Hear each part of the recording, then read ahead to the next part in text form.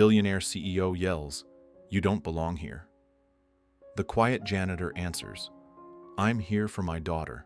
Before we dive in, I want to know, where in the world are you listening from tonight? Type your city in the comments so we can see how far this story reaches. And when we reach the end, I dare you to give it a score from 0 to 10, because this one might just touch your heart in ways you didn't expect. Now, settle in and enjoy the story. Inside the glittering VIP hall of Vance Tower, crystal lights spilled across the cold marble floor. Eleanor Vance's voice cut through the silence sharp as a blade. "You have no right to be here." The entire room froze, leaving only the faint sound of snow falling softly beyond the towering glass windows. The man in the janitor's uniform slowly lifted his gaze. His eyes held no anger, no submission, only a quiet, unshakable resolve. He didn't argue, didn't plead. Instead, he spoke a single line, a line that made Eleanor's proud heart falter for just a beat. "I'm here for my daughter." And then, before everyone's eyes, he bent down and gently tucked a pink wool scarf back around the shoulders of the little girl seated quietly in the corner. Such a simple act. Yet, in its tenderness, it was breathtaking, so achingly human, so warm, in stark contrast to the cold power that filled the room. A proud CEO and a silent father, what could possibly connect two worlds that seemed destined never to meet? And from that very moment, everything began to change forever. The moment when the CEO and the janitor's worlds collided. Golden light from the setting sun poured through the towering glass windows of the 45th floor VIP lounge, spilling warmth over the cold marble below. A space built for power and prestige suddenly felt strangely out of place as the quiet figure of a janitor stepped into view. Eleanor Vance, just 32, yet already the commanding CEO of one of New York's most renowned real estate empires, had walked out of a boardroom worth hundreds of millions only moments earlier. Every step she took carried the steel of discipline, every glance radiated control.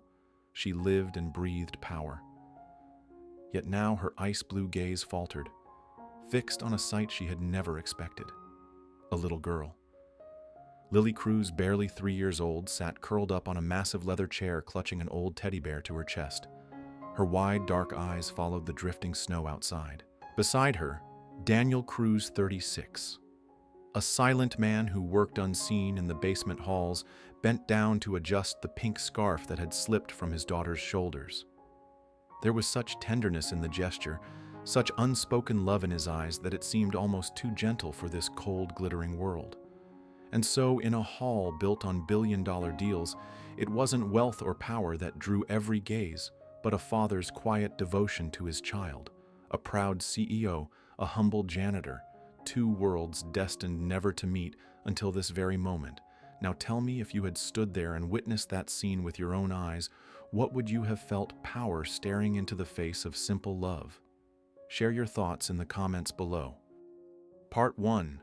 The Encounter in the VIP Lounge. The last rays of daylight streamed through the towering glass panes on the 45th floor, bathing the room in a golden hue. The VIP lounge of Vance Tower was like a masterpiece in itself, walls clad in polished wood ceilings that seemed to touch the sky, and grand chandeliers scattering crystals of light across the marble floor. Outside, New York lay quiet under a silver veil of winter snow. Inside, everything exhaled wealth and power. And then Eleanor Vance appeared.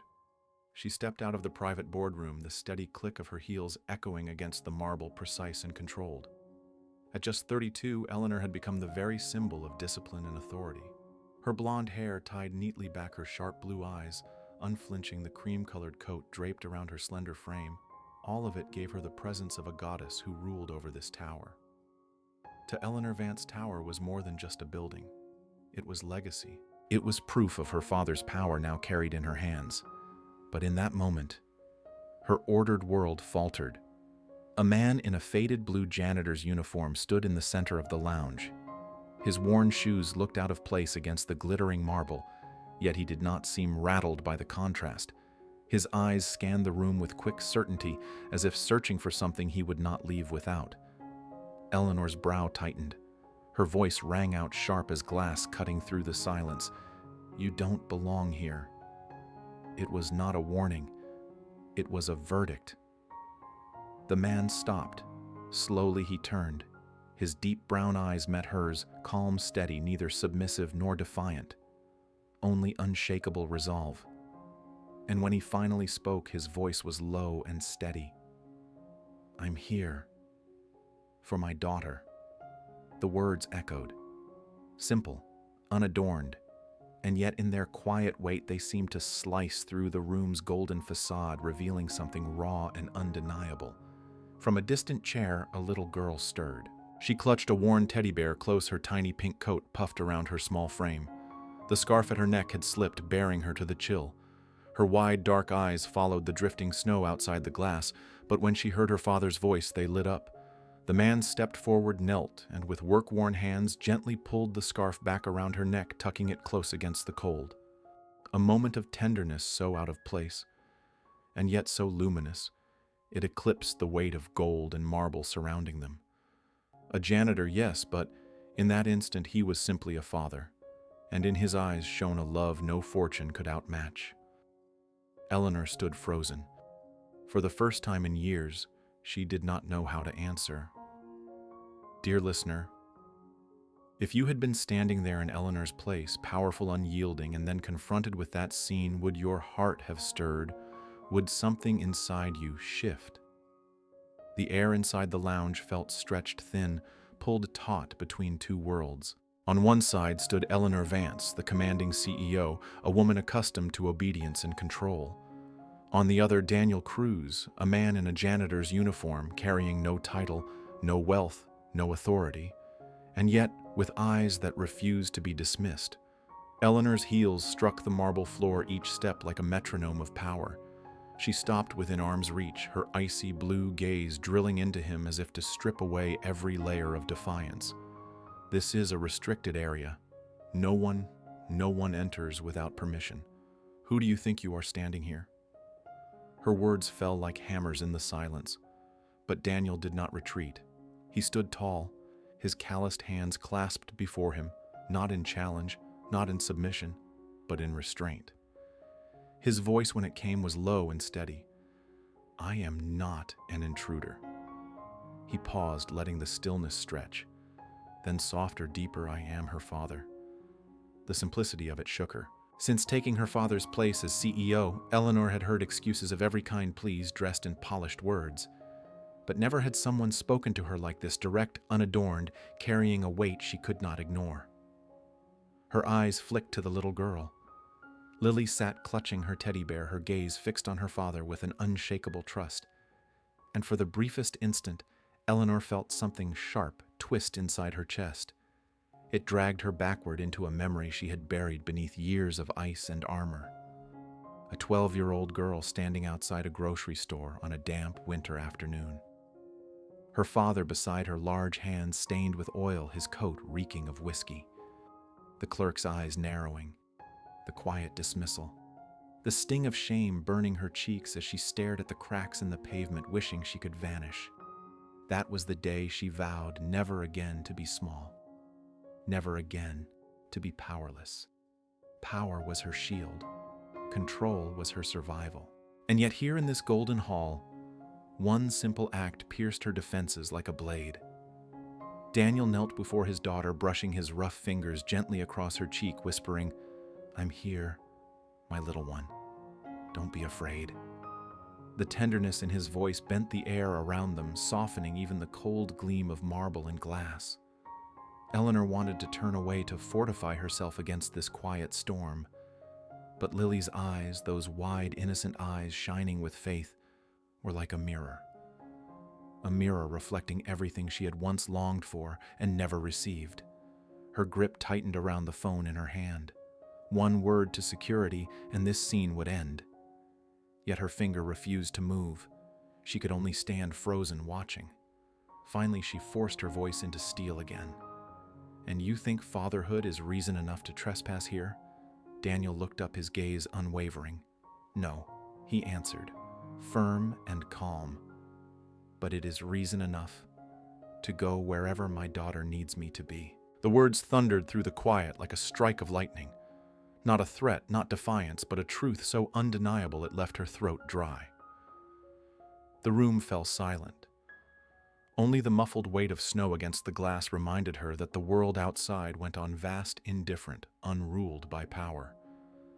Eleanor's heart wavered, but her mind, sharp disciplined, honed by years of survival, screamed against it. Don't yield, don't falter, not now. The air in the VIP lounge thickened, as though the room itself were holding its breath. Two figures stood on a stage of crystal light and polished marble opposites in every way. One cloaked in authority, the other clothed in simplicity. And yet in that moment, neither title nor uniform mattered. Eleanor's phone trembled in her grip, the screen glowing, the call button waiting. All her instincts screamed at her rules, order, control. One decision and the man before her would be gone, erased from her tower like dust brushed from marble. But Daniel's eyes made the logic crumble. They were steady, unyielding, yet without arrogance. In their quiet depths was something she had not seen in years, absolute sincerity. You do realize, Eleanor said, lifting the phone, her voice cold steel, one press of this button, and you'll never set foot in this building again. Daniel held her gaze. His jaw tightened for only a moment, but his voice was calm, almost gentle. I know, but I also know this. No job, no punishment, no consequence is greater than my daughter's safety.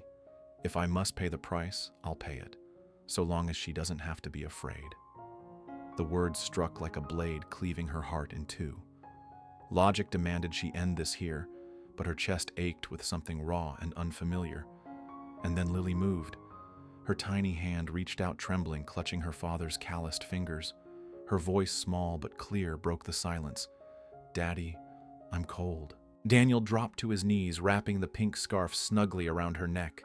His rough hands moved with such tenderness that Eleanor's eyes burned before she could stop them. The chandeliers above gleamed, casting shards of light across the marble, but none of it shone brighter than this simple moment, a father sheltering his child. Eleanor's screen still glowed. One tap, and the guards would come. Yet her fingers slackened. The phone slipped, landing soundlessly beside her bag, its light fading into darkness. Inside her, a wall cracked, just a hairline fracture, but enough to let something foreign in. She turned away quickly, hiding the flicker in her eyes, her voice softer than she intended. Take her. Just this once. Daniel didn't protest, didn't waste words of gratitude. He only gave a firm nod, an unspoken vow, and lifted Lily into his arms. The child's tiny hands clung around his neck, her old teddy bear pressed to her chest, her smile drowsy, yet safe. And Eleanor felt her heart tighten. That image, the humble father carrying his daughter through the fading light, seared itself into her memory stronger than any million-dollar deal she had ever signed. As the elevator doors closed and his footsteps faded, silence fell over the golden hall. Eleanor stood alone, the city of New York stretching endlessly beyond the glass. Snow continued its steady descent, soft and relentless, blanketing the streets below. For the first time in years, she felt the wind of something she could not control stirring inside her. Not power, not fear, something else, something she dared not name.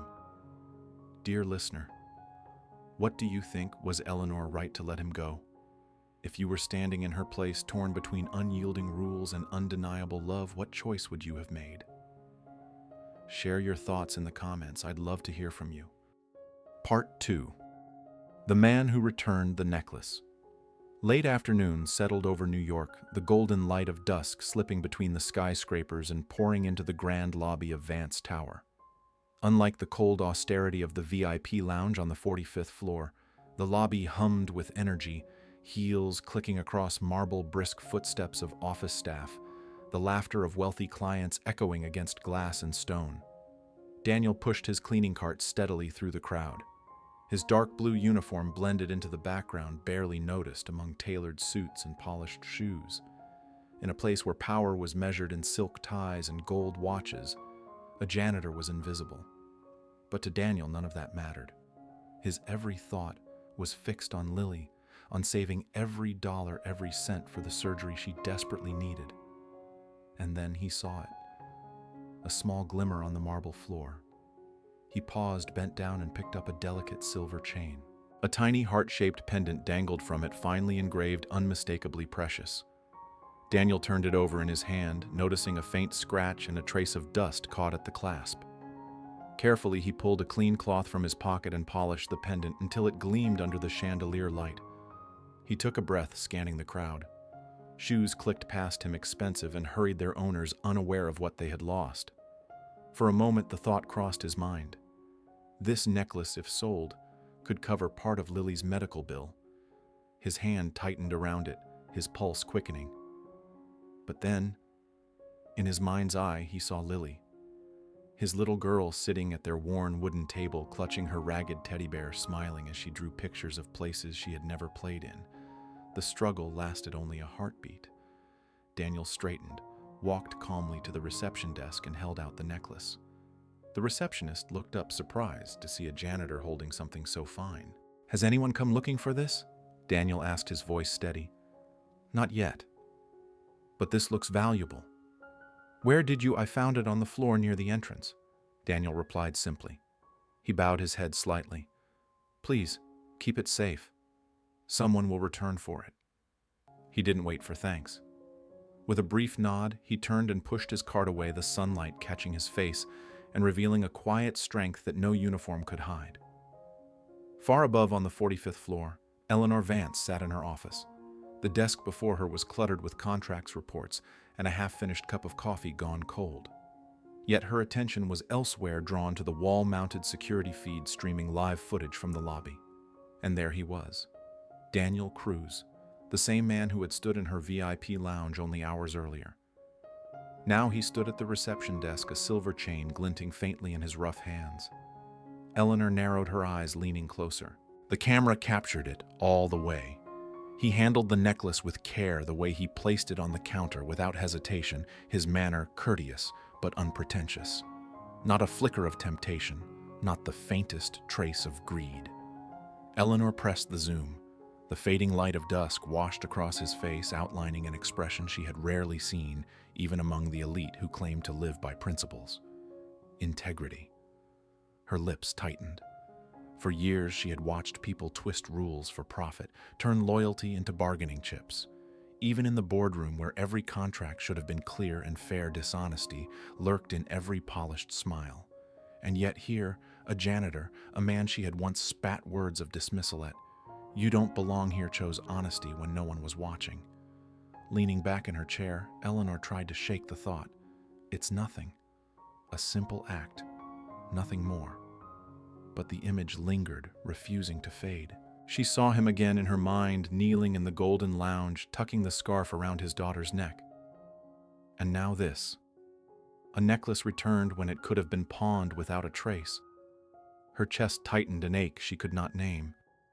Perhaps it wasn't just a necklace after all. Perhaps it was proof of a quality she hadn't seen in years. Proof of something she herself had lost long ago. The sound of polished shoes echoed through the marble corridors of Vance Tower's ground floor, where warm golden light poured down from chandeliers above. Daniel had just left the reception desk, hands steady on the handle of his cart. To him, it was nothing more than the right thing to do, returning something that didn't belong to him. But to others, honesty was something to mock. Two young security guards stepped out of the break room, their voices loud and careless. One, with a sly grin, nudged the other and gestured at Daniel. "Hey, Cruz, heard you picked up some fancy jewelry today." The second guard snorted. "Why didn't you pocket it and sell it? Could have taken a whole month off work." Daniel kept walking. His steps were calm, unhurried, but the laughter grew sharper. "Seriously, who's dumb enough to give back a necklace like that? If it were me, I'd have sold it online by now, maybe even bought myself a nice suit, so I wouldn't look so much like a janitor." Their laughter rang down the hall, harsh and grating. A few office workers passed by, glancing briefly, but no one spoke up. In this world, the powerless had no defenders. Daniel stopped. He turned, meeting their eyes with quiet steadiness. No anger, no rebellion, just a single measured truth. There are things that once lost no amount of money can buy back. Integrity is one of them. Silence pressed into the corridor. The guards shifted uneasily, then forced out awkward chuckles, brushing off their discomfort. But Daniel had already turned away, resuming his work with the same steady pace. In the fading light, his shadow stretched long across the floor, quiet, solid, unshaken. And somehow that silence weighed heavier than their mockery. Far above, Eleanor Vance stood at a glass-paneled hallway, watching everything unfold. She had seen every word, every expression, every way Daniel carried himself against ridicule. And it pierced her not with pity, but with recognition. Because once she had been the child who stood small and despised, forced to swallow every humiliation in silence. Later, the building quieted as evening settled in. Most offices were dark now, only the pale glow of fluorescent lights humming across the staff corridors. Daniel worked alone on the 20th floor, replacing a broken bulb in the dusty archive wing. The smell of old paper and rust clung to the air. An older maintenance worker shuffled closer, his voice gravelly. "Strange, isn't it?" he muttered with a sad smile. "Walking through a place you once helped design, only to be told you can clean it, not claim it." Daniel paused on the ladder, his eyes flickering with a memory both proud and painful. "Strange, yes, but I've learned to accept it." The old man shook his head, sighing. "I still remember, you poured 2 years into Vance Tower. Every drawing, every line of those blueprints was yours, and in the end, your name erased. Someone else's signature in its place." Daniel's smile was faint, heavy. "I knew the rules from the start. In this world, if you don't own, you only serve. Blueprints can bear any name, as long as that name carries enough power." The words echoed in the cold, dusty air, not bitter, not resentful, only true. A truth spoken with the kind of calm that chilled more than anger ever could. Eleanor, only steps away, froze behind a shelf. She had come searching for old files, but now her pulse raced. Each word cut through her composure. Daniel Cruz was once the architect of Vance Tower. Her chest tightened, her breath caught. She remembered the way he had returned the necklace, the way he had endured ridicule without breaking. And now this. The missing piece fell into place. This man was not ordinary. He had once stood in the light before being pushed into the shadows. For the first time in years, Eleanor's ice-cold walls trembled. A new crack split open inside her. Down in the lobby, as night deepened, the chandeliers flared brighter. A well-dressed woman rushed in her gray wool coat, dusted with snow diamonds glittering on her hand. She leaned breathlessly over the counter. "Please, I lost a necklace. A silver heart pendant. Has anyone seen it?" The receptionist's face lit with relief. She opened a drawer and carefully presented the recovered piece. The woman gasped. Tears welled in her eyes as she clutched the necklace to her chest. This was my husband's gift to me. He passed years ago. I thought it was gone forever." Her voice broke. She pressed the pendant to her heart, trembling with gratitude. The receptionist explained softly, "A janitor found it. He cleaned it carefully and left it with us for safekeeping." The woman blinked through tears, scanning the room as if to find her rescuer. But Daniel was long gone, his shadow swallowed in the back corridors of the building. High above, Eleanor watched through the security feed. She saw the woman's trembling smile, the tears glistening as she held the necklace like a lifeline to the past. And in that moment, something stirred deep within Eleanor Vance. Integrity was not just a virtue. Sometimes it was the power to heal a broken memory, to restore something thought lost forever. Her hand drifted to her chest where her heart pounded faster than usual, and she whispered inwardly what she could not yet say aloud. Daniel Cruz is more than what the world sees. In a dim break room tucked away from it all, Daniel sat alone. He pulled a worn photograph from his wallet, Lily smiling in a faded yellow dress, her eyes bright with hope. He touched the picture gently, whispering, "My little one, your father chose right today. One day you'll live in a world that's fairer than this." A drop blurred the corner of the photo sweat, or perhaps a tear. But Daniel's gaze remained steady, like a quiet flame that refused to die. Dear listener, do you believe a small act like returning a lost necklace can truly change someone's life? Share your thoughts below because sometimes the smallest choices reach the deepest corners of the heart. Part 3. The Secret in the Archive. The 20th floor of Vance Tower was unlike any other. While the upper levels glowed with chandeliers and sweeping windows that framed the skyline of New York here, the air was still heavy and cold. The archive. A metal door creaked open. A chill swept out, carrying the smell of dust-old paper and the dryness of time. Endless rows of steel shelves stretched deep into shadow, stacked with thousands of files, blueprints, and contracts, like a vault where forgotten years were stored. Harsh fluorescent light flickered overhead, casting a pale, restless glow on the concrete floor. Eleanor Vance stepped inside. Her heels struck sharply against the silence. She was here to retrieve original project documents, work she refused to leave to assistants. Control was her habit. Control was her armor. But as she walked deeper, her heart stilled. Voices. Low hushed, one deep and steady, the other rough with age. She froze, slipping behind a towering shelf. Her eyes narrowed. And then she saw him. Daniel Cruz. In his Navy uniform, his hands brushed lightly across a tube of rolled drawings on the shelf, as though touching an old scar. Facing him was an older maintenance worker, hair silvered with years, his face lined, but his eyes still alive with memory. "They're still here," Daniel murmured, lifting one of the blueprints with reverence. His smile was faint, almost wistful. "I drew these lines, every single one. 2 years of my life." Eleanor's breath caught. The words struck her chest like iron. The older man shook his head, his voice heavy. "Yes, you did. But your name was erased, replaced with someone else's signature. We all knew. But no one dared speak." The folder in Eleanor's hand trembled. A chill traced her spine. Daniel did not rage. He did not curse. Only a weary smile curved his lips, his eyes distant. "I understood. Here, if you don't own the rules, you're only a pawn. I lost my place in the light that day." Silence pressed down like weight. Eleanor's vision swam. Could it be Vance Tower, the empire her father built, the empire she carried now? Was it standing on injustice? The fluorescent lamp above flickered, stuttering between shadow and light. Eleanor clung to the steel shelf, her pulse hammering. Every word of his felt like a knock against the ice inside her chest. Daniel held the blueprint as if it were both wound and treasure. His voice was steady, yet thick with unspoken ache. "You know, I once believed in fairness. I worked through nights, every detail of this tower drawn by my hand.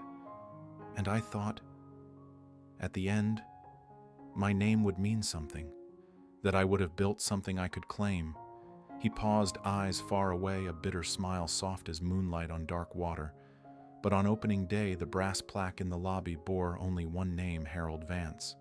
Mine was erased, forgotten, erased by a stroke of power. The old man lowered his gaze. "I remember. I was there. We all were." But his sigh was broken, defeated. No one dared stand up. Vance was too great a name. Daniel nodded faintly. There was no hatred in him, only a stillness too deep for fury. "I learned the truth that day. In a world ruled by power, talent alone is never enough. If you don't have a voice, if you don't hold position, they can erase you even from the very tower you built." Eleanor's chest tightened. Harold Vance. Her father. The man she idolized. The man who preached honor, who demanded discipline, who taught her that legacy was everything. His name was etched in gold at the heart of this building, and now it echoed alongside a darker truth. Her knees weakened. She clung tighter to the steel shelf.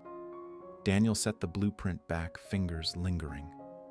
Slowly, he pulled a worn photograph from his wallet and handed it to the older man. A younger Daniel stared back from the image, eyes burning with pride, standing beside a scale model of Vance Tower. "That was me," he said quietly, "before I learned to stay silent."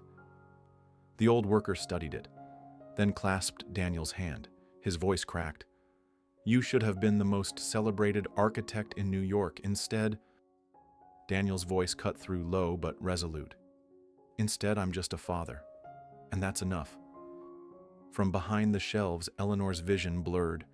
For the first time in years, tears stung her eyes.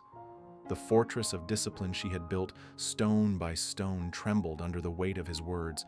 A man who lost everything and chose to live not for power, but for love. The 20th floor of Vance Tower was a different world. Where the upper floors shimmered with glass and chandeliers, this place was silent, cold, and forgotten. The archive. When Eleanor pushed open the heavy metal door, a chill met her skin, carrying the smell of old paper and dust. The rows of steel shelves seemed endless, lined with files and blueprints stretching into shadow. White fluorescent lights flickered overhead, casting a ghostly glow that made the room feel less like part of her tower and more like a gate into the past. Her heels struck sharp against the concrete. She was here on business, determined to retrieve a set of original project files herself. But then her steps faltered. Voices. She froze, slipping behind a shelf. And there he was. Daniel Cruz. In his dark uniform, he stood at the far end, holding a roll of blueprints with the same care one might cradle a relic. Beside him, an older maintenance worker with silver hair nodded knowingly. Daniel's voice was low, carrying both ache and memory.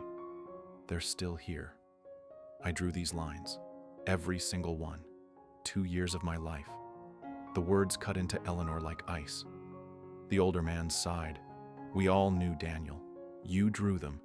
But your name was erased, replaced by Harold Vance's. No one dared speak. The Vance name was too powerful. Her pulse pounded. Harold Vance. Father. Her monument of honor. Her god of principles. Daniel didn't rage. His smile was faint, bitter, but calm. I learned. In this game, talent means nothing without power. Even if you build the tower yourself, they erase you with one stroke of a pen. Eleanor's chest tightened.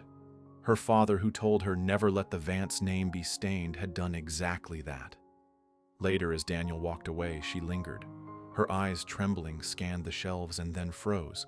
A dusty tube of drawings. Label faded. Vance Tower. Original design. Her hands shook as she opened it. The brittle paper crackled as she unrolled it across the table. And there, lines she knew by heart, the skeleton of the tower she ruled over.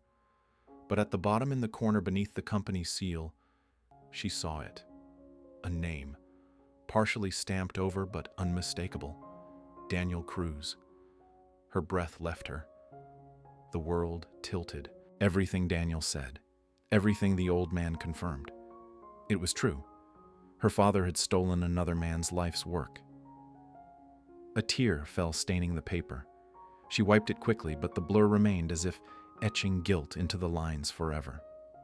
Eleanor sat heavily on a wooden chair, whispering into the emptiness. Father, I built my life on your words, but if you betrayed the very principles you preached, what do I have left? Her eyes stung as memory flashed Daniel kneeling to wrap a scarf around his daughter. A man stripped of glory, yet unbroken in character. She bowed her head, voice trembling into the silence. You deserved better. More than anyone. The blueprint trembled under a draft of cold air. Eleanor pressed it flat with both hands, but she could no longer steady herself. Inside, her heart was breaking open, one fracture at a time. Dear listener, what would you do if one day you discovered that your own parent or someone you loved had built their legacy on someone else's sacrifice? Would you protect their image or reveal the truth? Share your thoughts in the comments. This may be the hardest question a heart can answer. Part 4. The Elevator Fire. The basement of Vance Tower was always quiet, only the low hum of pumps and the steady buzz of the electrical grid filling the air. The space reeked of metal oil and the damp weight of old pipes. That night, just past 9 o'clock, the tower was nearly deserted. Only a handful of night workers remained. Daniel Cruz was crouched by the electrical board, the lamp on his hard hat casting light over a web of tangled wires. The wrinkles by his eyes deepened, not just from concentration, but from the gnawing thought of tomorrow's hospital bills. Then, snap, a sharp pop. Sparks flared. In an instant, fire leapt along the conduit, racing across dust and plastic insulation. Daniel jerked back, grabbing the extinguisher, blasting white foam into the flames, but it only slowed them. The fire clawed its way up the ceiling, biting into insulation. Alarms shrieked. Red strobes flashed across the basement. Smoke poured into the hall, thick and choking. Daniel pressed his sleeve to his mouth, coughing, eyes burning. And then he saw it. The monitor by the hallway door, elevator 3, stopped at B1. Daniel's heart slammed. At this hour, there was only one person who ever came down here, Eleanor Vance. He didn't think. He ran. The hallway filled with smoke, but his steps thundered forward. Somewhere ahead, behind steel doors, someone was trapped. Inside the elevator, Eleanor pounded the control panel. The car was locked tight. Red emergency lights flickered over her pale face. Smoke slipped in through the cracks, wrapping around her throat, burning her lungs. She pressed her scarf to her mouth, coughing hard. Damn it. I never should have come down here alone. Outside, Daniel skidded to a halt before the elevator. He shoved his cart aside and grabbed a heavy iron bar. With a roar, he slammed it into the seam of the doors. Metal screamed. Sweat and soot streaked his face, but his voice cut through the chaos, hoarse, commanding Eleanor, "Step back now." Inside, she froze. His voice, rasped but resolute, punched through the steel. Her chest heaved, but something in her heart stuttered. Sparks hissed overhead, smoke boiling thicker. Daniel wedged the bar deeper, muscles straining, veins standing out across his arms. The door groaned, splitting just enough for light and smoke to exchange places. Through the narrow gap, his eyes, dark rimmed with ash, locked on hers. Blue and desperate met brown and unyielding. With a guttural cry, Daniel forced the doors wider. Smoke belched into the elevator, suffocating as Eleanor collapsed to the floor, one hand clutching her chest, eyes watering. "Take my hand," Daniel shouted. Her trembling fingers reached out. The moment their skin touched her manicured, trembling hand in his rough, work-hardened grip, her breath caught. The calluses cut into her palm, but the warmth was solid, steady, alive. "I'll get you out. Trust me." His voice cracked with smoke, but its certainty left her no room for doubt. She nodded, tears streaking her face. He hauled her up, pulling with everything he had. The doors groaned wider, and with a final heave, he wrapped his arm around her back, dragging her out just as fire flared inside the shaft. They tumbled onto the concrete, Daniel rolling them aside as a burst of smoke and flame roared from the open elevator. His body curled over hers, shielding her from the searing heat. For a heartbeat, the world shrank to nothing but the rasp of their breathing. Her eyes opened wide and wet inches from his. His gaze burned not from the fire, but from the sheer force of his will. Then Daniel tore off the emergency mask strapped at his belt. He pressed it hard against her face. "Put it on now." Eleanor shook her head, panic in her voice. "No, you need it too." He gripped her shoulders, fierce and unrelenting. "I've lived my life in smoke and dust, you haven't. Put it on or we both die." His eyes ablaze with determination pinned her. Something broke inside her chest. Gratitude, fear, something more unnamed. Her hands shook as she fitted the mask over her mouth and nose. Air flooded her lungs, sharp and cool. Relief cascaded through her body. But beside her, Daniel doubled over, coughing violently. His broad shoulders shook, his breath ragged, the smoke clawing into his lungs. And Eleanor, for the first time in her life, felt her power stripped away. She could do nothing but watch as the man who had saved her life was being consumed by the very fire he had dragged her out from. The basement of Vance Tower was a furnace of chaos. Red alarms pulsed against the concrete walls, painting the smoke in jagged strokes of crimson. Each flash was like the pounding of a drum, urging them to move faster before the flames swallowed everything. Daniel's chest heaved, every cough tearing at his lungs, yet his grip on Eleanor's shoulder never wavered. His voice, hoarse but commanding, cut through the roar of fire. "Go, don't look back." Her heels scraped helplessly against the floor, her legs trembling with exhaustion. The oxygen mask gave her breath, but her heart hammered wildly, fear and disbelief colliding. She turned her eyes toward him. His face was streaked with soot and sweat blurred in smoke, but his gaze burned steady like a beacon in the storm. "You can't take this." "Put the mask back on," she begged, shoving it toward him. Daniel shook his head, pushing it firmly back against her face. If you fall, there's no reason for me to get out. The words struck her chest like a weight of stone. Tears streamed beneath the mask. Never in her life, not even in the towers of power she ruled, had she felt so fiercely protected. The fire lunged down the walls behind them, snarling like a beast set loose. A low blast shook the ceiling. Dust and sparks rained over their shoulders. Daniel tightened his arm around her waist, lifting her clear over a collapsed beam. Eleanor pressed against his chest, his body a living shield against despair. His coughs grew harsher, bloodier. She tried to steady him, but he shook his head, eyes locked on the glowing exit sign flickering faintly at the end of the corridor. "Almost there," he rasped. "Just a little more." The smoke smothered sight, but his hand clamped around hers, pulling her step by step, refusing to let her sink. And in that moment, Eleanor understood this man, stripped of honor by the world, carried a power that no empire could grant. Not wealth, not title, but the raw strength to fight for life itself. The door loomed ahead, the red exit sign blazing like salvation. With a roar, Daniel hurled his last strength, driving them forward. "Stay here," he ordered, dropping her against the wall. "I'll break it open." She clutched his arm, tears blurring her vision. "You'll kill yourself, wait for rescue." His weary smile was soft, fleeting. "Rescue will take minutes. Minutes we don't have." He turned, shoulders squared, and swung the iron bar with brutal force. Metal shrieked under his blows. Each strike stole his breath, his strength, but he did not stop. Eleanor huddled against the wall, her heart pounding as she watched him, his figure haloed in firelight. He looked like a warrior carved in flame, broken, exhausted yet unyielding. And then clang. The latch gave way.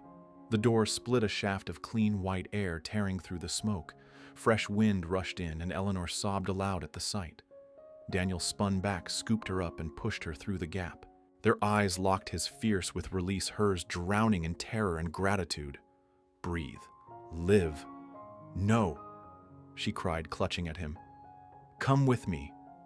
But with one final shove, he forced her into the open. The heavy steel door swung back, crashing shut. Eleanor sprawled onto the cold concrete, oxygen flooding her lungs in violent gulps. She coughed, gasped, tears streaming, and looked back just in time to glimpse Daniel's silhouette collapse into the smoke-swallowed hole. Her scream ripped through the night. Daniel chaos exploded around her, firefighters storming the basement, sirens, howling, boots thundering on steel. But she heard none of it, only the pounding of her own heart breaking apart with each passing second.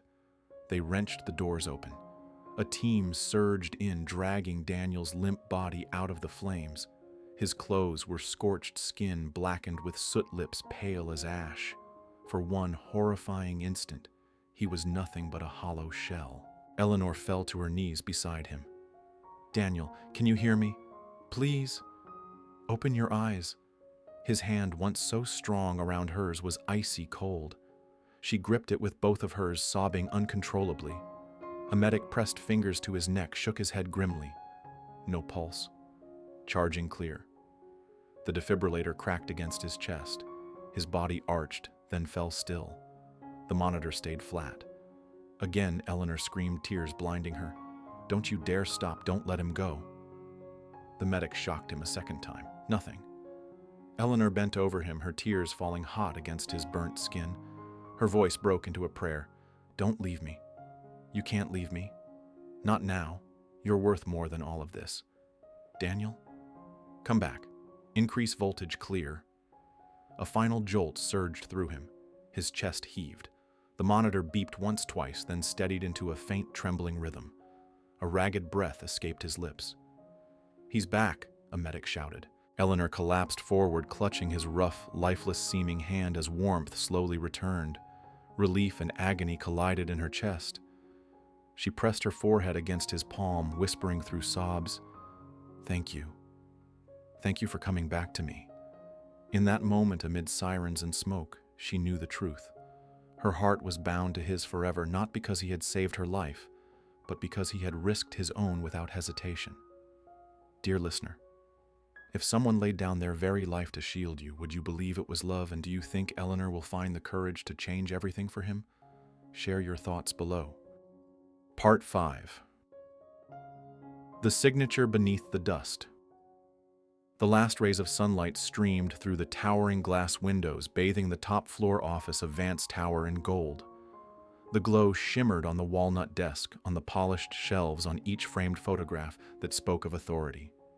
This office had always been a symbol of control and power, the throne room where Eleanor Vance often sat, her sharp eyes surveying the world below like a queen in her glass fortress.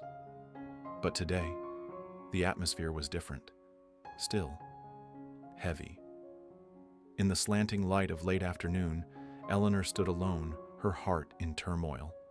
The fire in the basement still lingered in her mind. Daniel's face blackened with soot, his eyes burning with determination, his ragged breath flickering like a candle about to die. And above all, that single moment when he had put his life on the line for her. She shook her head, forcing the image away.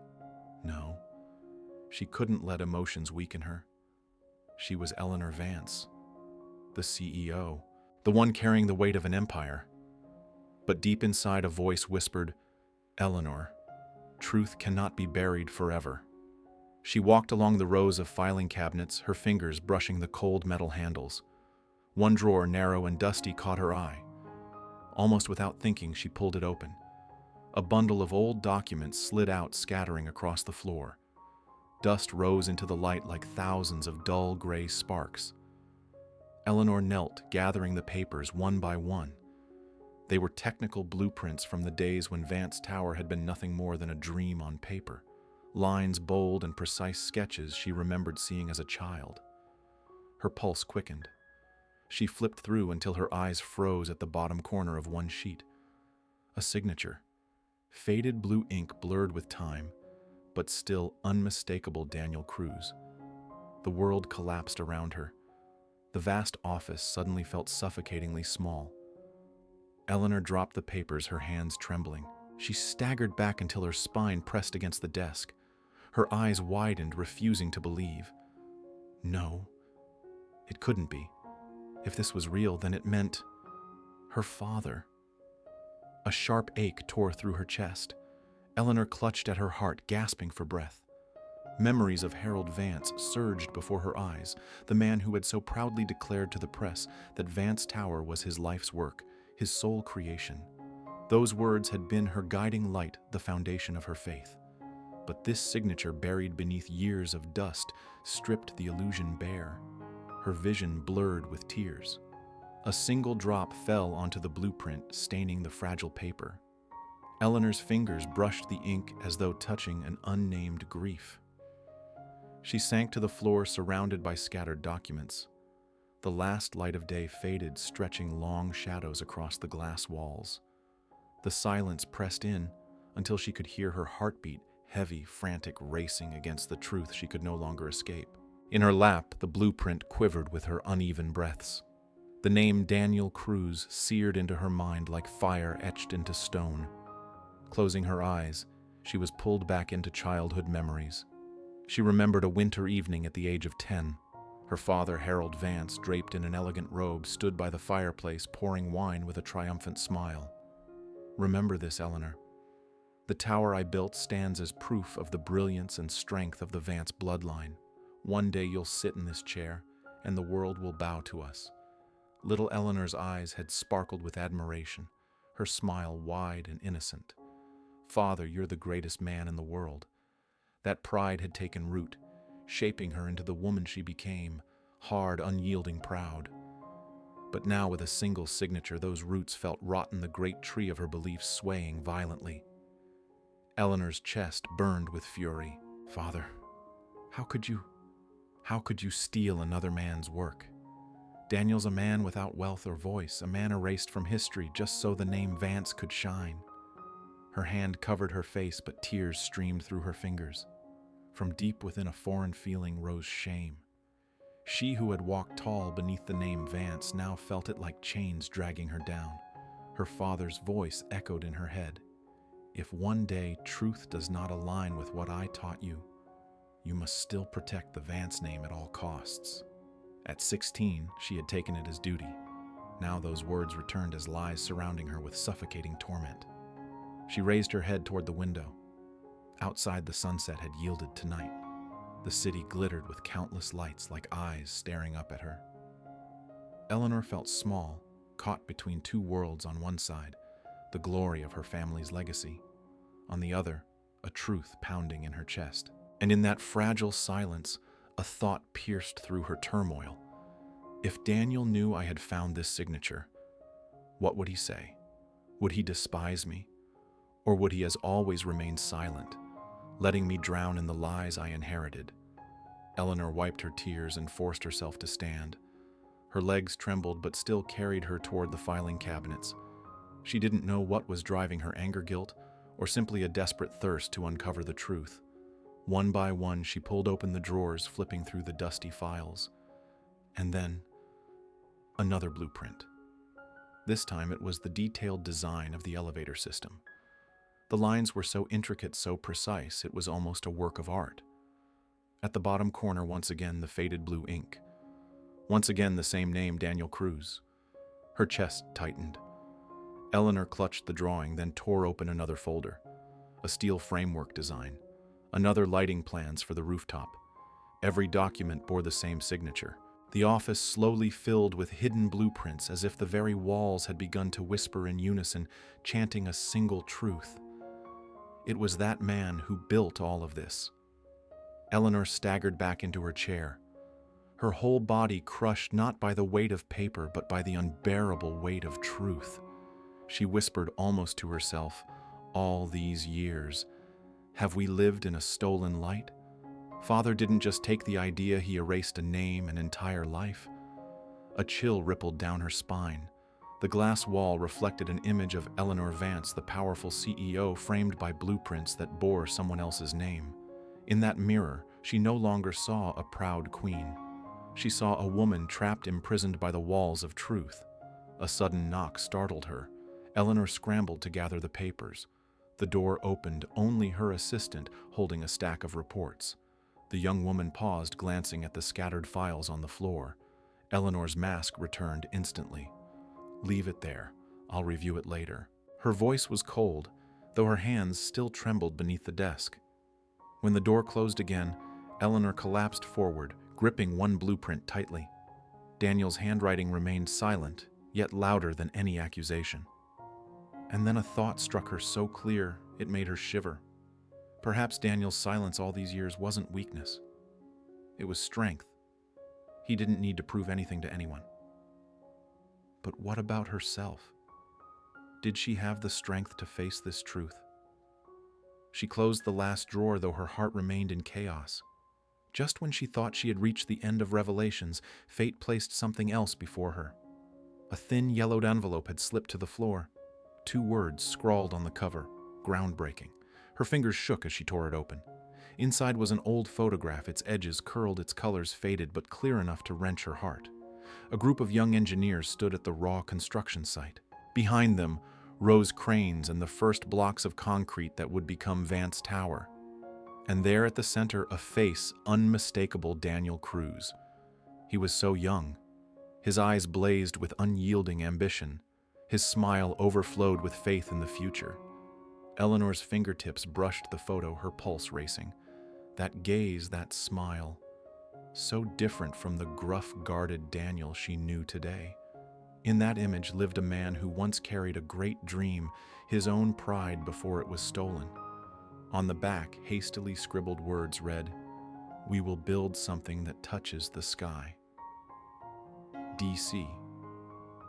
Simple words, yet they pierced her chest like a blade. Daniel once dreamed of touching the heavens, but that dream had been taken, renamed, buried beneath the dust of another man's glory, and her father, Harold Vance, was the one who buried it. At that moment, Eleanor felt complicit.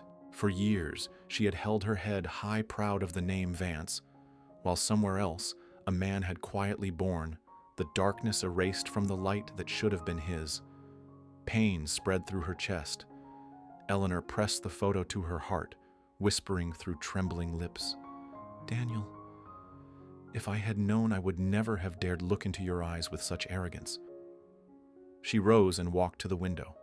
Raising the photograph, she stared out at Vance Tower glittering in the night. To the world, it was Harold Vance's monument of triumph, but to Eleanor now it stood as proof of injustice of a dream stolen. The CEO's office dimmed, washed in the cold glow of neighboring towers. Eleanor turned to the large mirror near her desk. The reflection showed the familiar woman, powerful, elegant, proud. But she knew that face was only a mask. In her hands, the blueprint and the photograph remained two blades slicing through the very foundations of her beliefs. She pressed her back against the desk, staring into her own reflection. "Who are you, Eleanor?" she rasped, her voice breaking. The mirror had no answer. It only showed a trembling woman, her tears smearing the flawless makeup she had worn all day. For the first time in years, she saw herself small, fragile, as helpless as the little girl who once believed her father was a hero. He had taught her to protect the family's name at all costs. But what was the cost if it was built on blood and stolen dreams? She stepped closer, her reddened eyes locking onto the eyes in the glass. Am I truly Eleanor Vance? Or just a shadow living in lies? Daniel's image surged before her, his hands pulling her from the smoke, his rough fingers tying Lily's scarf, his radiant smile in that old photograph. All of it collided into a storm within her chest. Her grip on the photo tightened, then loosened. It slipped from her hands, sliding across the desk, falling to rest at the foot of the mirror. Two images now reflected side by side, Daniel's youthful face glowing with pride, and Eleanor's present form, a powerful woman but broken inside. She crumbled to the floor, fingers clutching the photograph. Her shoulders shook with sobs. Daniel, do you know? From the moment I found your name, I have not been the same Eleanor anymore. A cold draft swept through the half-open window, rustling the papers across her desk. Eleanor lifted her head, tears still streaming, but in her eyes flickered a fragile spark of resolve. She didn't know which path she would take, but one truth was clear: it could no longer be buried. She drew in a long breath and whispered into the silence, as though vowing to herself, I must face this. Whether it costs me love, family, or even my own heart, I cannot run anymore. If you stood before the mirror with truth staring back at you, would you choose to hide it for the sake of power, or tear off the mask and fight for justice? Share your feelings in the comments below. Part 6. Framed for theft. Noise echoed through the grand lobby of Vance Tower. The crystal chandeliers blazed above, casting light across the polished marble floors. Yet the elegance was tainted by chaos. Employees whispered, clients halted in their tracks, every gaze fixed on one-point Daniel Cruz. His arms restrained tightly by two security guards. His janitor's uniform was smudged with dust, but his eyes, unyielding, steady, did not waver. Before him, the head of security barked. He hid a Patek Philippe watch in his cleaning cart. The evidence is undeniable.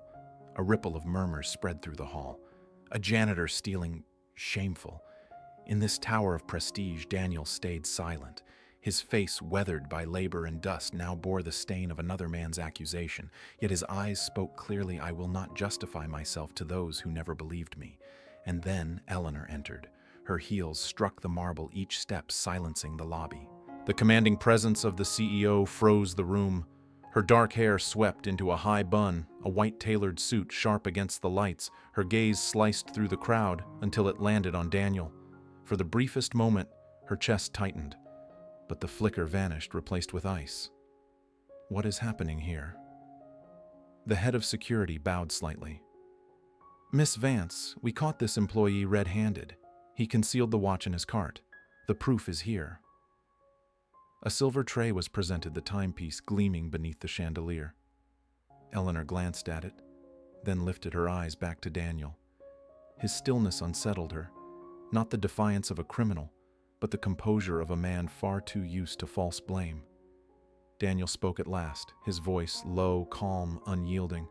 I didn't take it. Someone planted it there. A few employees snickered, a janitor making excuses. Who would believe it? But Eleanor's chest tightened. Memories surged, Daniel's signature hidden in old blueprints, the faded photograph of his youthful pride, the firelight in his eyes. Could this truly be the man accused of petty theft? She crossed her arms, her voice carrying across the marble hall.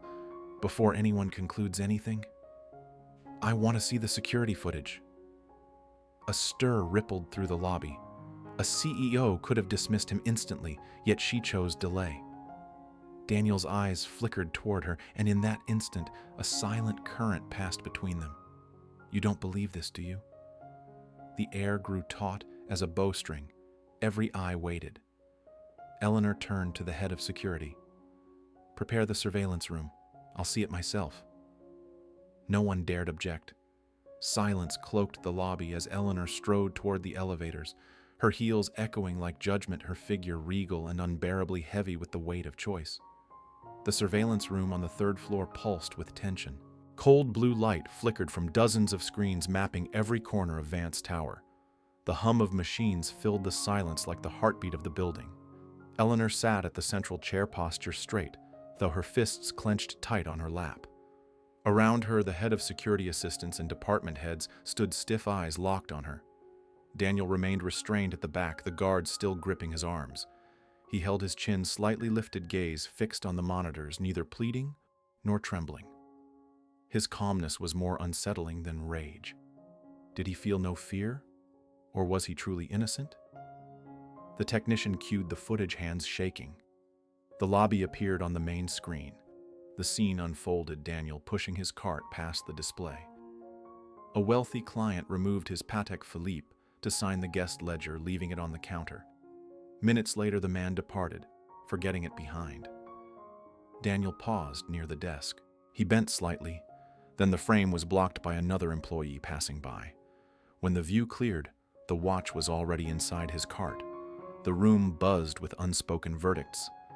Clear enough, one executive muttered. Caught in the act. Shameful, another whispered. All eyes turned to Eleanor, awaiting her ruling. Her heart thundered. The evidence was damning. Yet she remembered Daniel's eyes, steady, proud, unbroken. The name scrawled on those forgotten blueprints. The smile in that faded photograph. That man was not a thief. Her voice cut the silence, controlled yet sharp. Show me footage from another angle.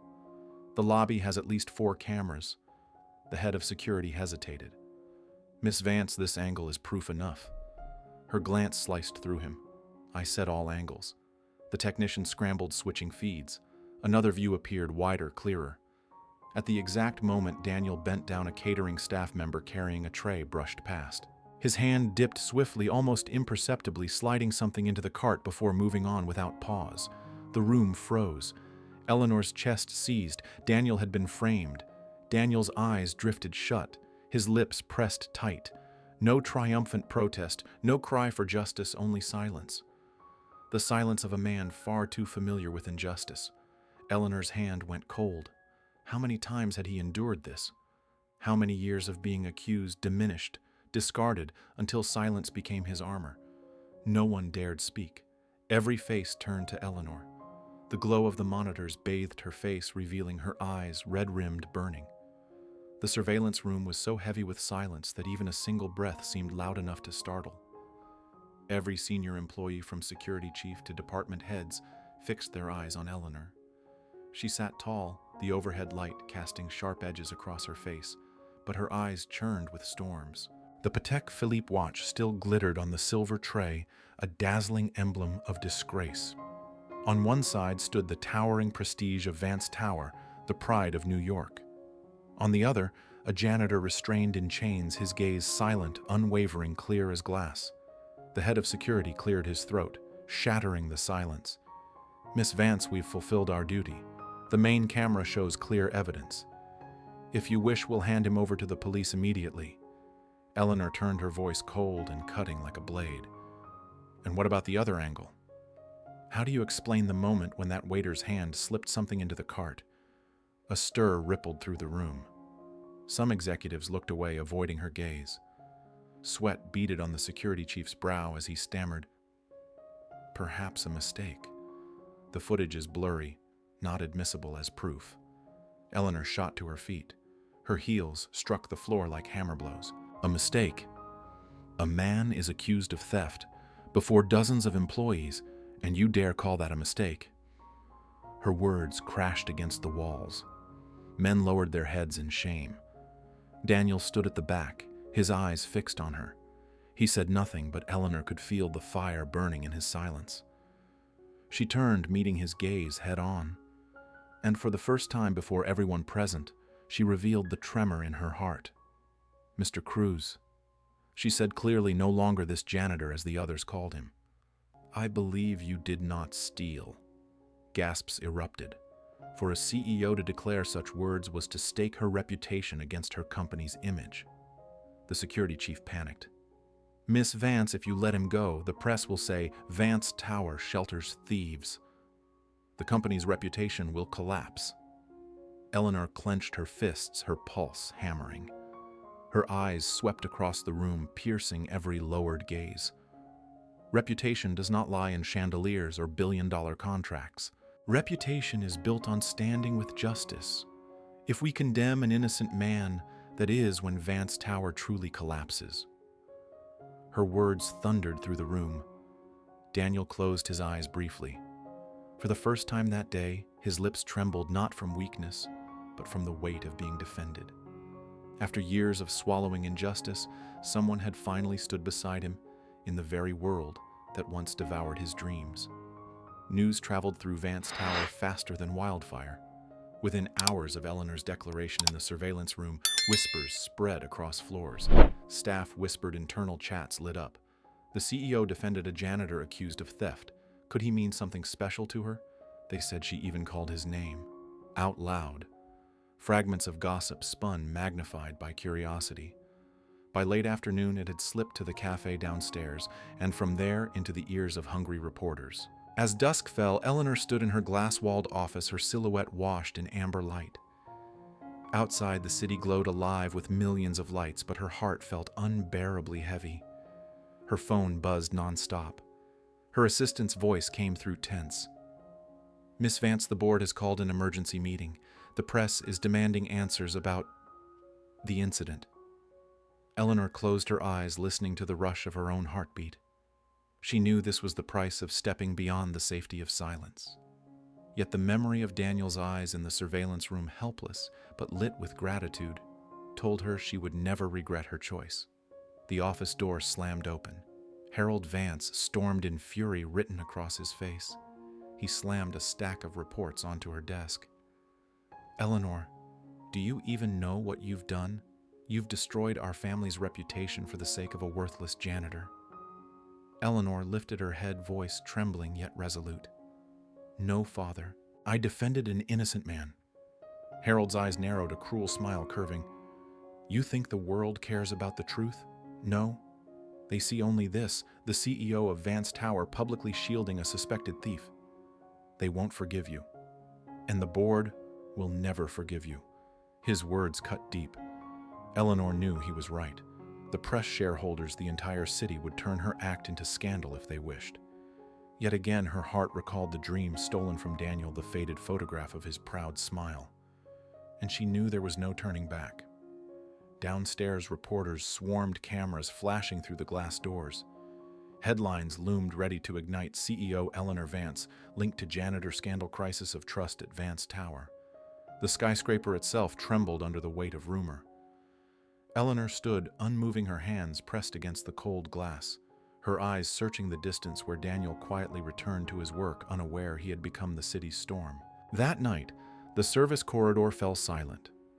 Only the harsh hum of fluorescent lights and the squeak of Daniel's cleaning cart echoed. He continued his duties, mopping, emptying bins, tending corners. But tonight was different. Each step carried the invisible weight of 100 unseen stares. Everyone had heard. Every nod, every whisper behind his back carried the same meaning. That's the man. Daniel kept his head down, answering no one, enduring in silence, his broad shoulders bent under an invisible tower. Yet his eyes still burned the light of a man broken many times but never bowed. Above, Eleanor watched through the glass. She saw him push the cart through the sterile corridor, his shadow trailing beneath the white lights. A scene so ordinary. Yet it struck her heart like an indictment, a man who needed no words to shame an entire world. Her chest ached. She remembered his silence in the surveillance room, the moment his eyes closed when she defended him. Not cowardice, but exhaustion. The silence of a man long denied the right to be heard. She shuddered. If I hadn't been there, would Daniel be in prison now? Would his name be forever destroyed? Her phone buzzed again. This time, a message anonymous. Make him disappear. It's the only way to keep Vance Tower clean. Her hand trembled around the phone. Disappear. They thought a man's life could simply be erased. Meanwhile, in the corridor, Daniel paused, gently adjusting the pink scarf around Lily's sleeping shoulders. The tenderness of the act pierced Eleanor's heart. Alone in her office, she suddenly felt powerless, because true strength wasn't in contracts or glass towers. It was in the quiet protection of what one loved most. She turned away, but a vow echoed within Daniel. You will not stay silent forever. I will uncover the truth, even if it means standing against the Vance legacy itself. If you were Eleanor standing against family shareholders and the storm of public opinion, would you dare protect a silent man like Daniel? Or would you sacrifice him to safeguard your empire? Share your thoughts below. Part 7. The Truth on Camera. The security room lay buried deep in the basement. No windows, only the cold blue glow of dozens of monitors. Time seemed suspended here, marked only by the low hum of machines and the pounding of anxious hearts. Eleanor sat at the control desk, her shadow stretching long across the floor, both powerful and solitary.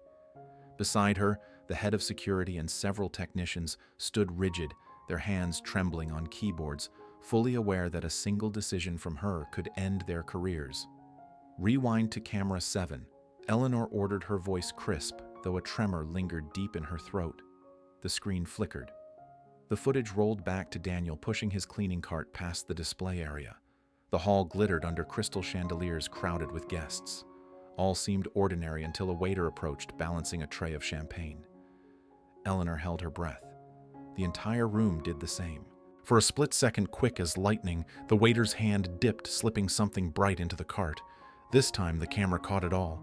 No blind spots, no excuses. The watch had never been in Daniel's hands. It had been planted. The frame froze on that image.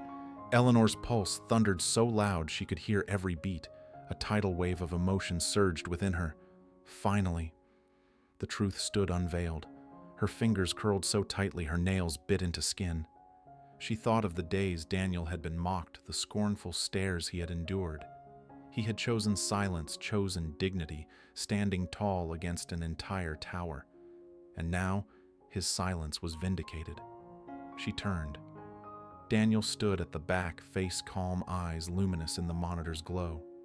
He didn't smile, didn't celebrate. He simply closed his eyes slowly, as though releasing a weight that had crushed him for years. Their eyes met.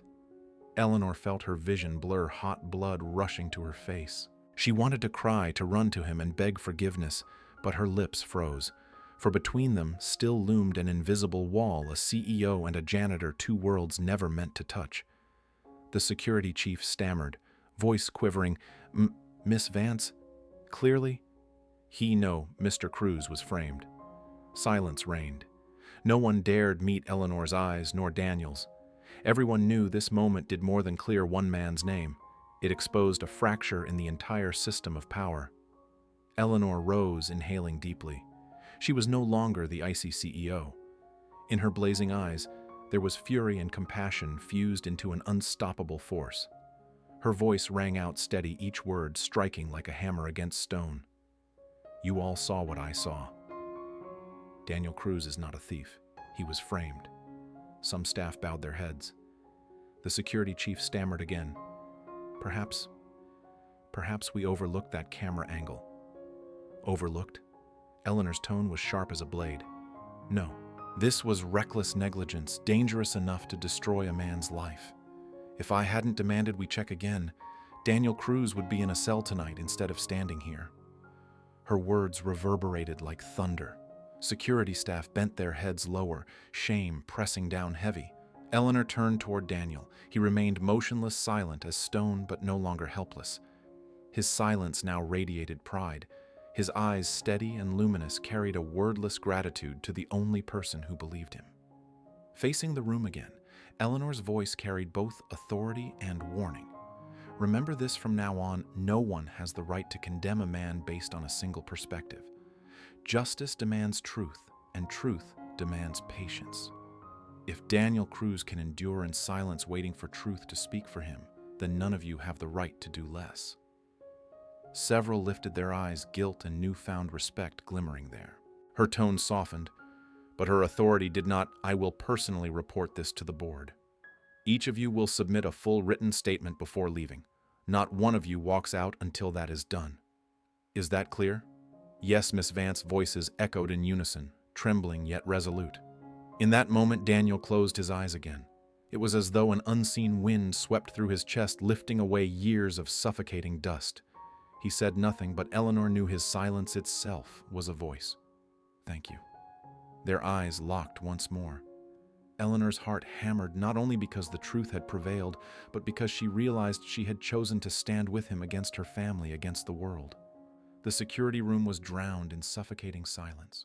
Only the frantic clatter of keys echoed as Eleanor leaned forward, commanding zoom in on that waiter. I want to know exactly who he is. The technician's fingers trembled but obeyed. The frame froze at the moment the waiter's hand dropped something gleaming into the cart. The image was blurry, but with every adjustment the face sharpened, sharp nose, square jaw, eyes, flicking toward the camera as though aware of his crime. The room froze. The head of security swallowed hard, sweat glistening on his brow. Eleanor stepped closer, her eyes like ice. Who is this? A timid voice answered barely above a whisper. Miss Vance. That's Gregory Miles, a new hire. He started just last week. The name struck like a stone dropped into still water. Eleanor frowned. Gregory Miles. Ordinary name, but her instincts screamed otherwise. The way he moved, the cold calculation in every gesture, this wasn't random. This was orchestrated. Behind her, Daniel's eyes flickered, yet he stayed silent. No triumph, no rage. Only the weariness of a man too familiar with traps, too accustomed to truth arriving late. Eleanor's voice cut through the tension. Where is Gregory Miles now? The manager answered instantly. He ended his shift 2 hours ago and vanished. Gasps rippled across the room. Eleanor's fists clenched. This was no petty theft. This was a scheme. Someone powerful wanted Daniel destroyed, someone pulling strings behind Gregory. Her father. The board. The thought chilled her, but she shoved it aside. This was not the time. Straightening, Eleanor ordered lock down every file on Gregory Miles. I want his application, his references, his bank accounts, everything. Leave nothing unchecked. And one more thing. Her gaze swept the room sharp as steel. If this leaks, I will consider it a personal act of betrayal. Not a soul dared breathe. As Eleanor moved past, Daniel's voice broke the silence. Barely audible, meant only for her, thank you. 2 words. Yet they struck her heart like lightning rattling walls she thought unshakable. The boardroom on the 52nd floor glittered under chandeliers. A long, polished table reflected the tense faces of its members. Outside, snow thickened, but inside the chill was sharper still. Eleanor entered spine straight, a folder and USB in hand. Her heels clicked on marble like the drumbeats of war. At the head sat Harold Vance, her father, his eyes cut like blades. You called this emergency meeting, Eleanor. I trust you have a reasonable explanation for defending a low-level worker and sowing chaos in my company. Eleanor laid the USB down. I didn't defend anyone. I revealed the truth. Some directors scoffed.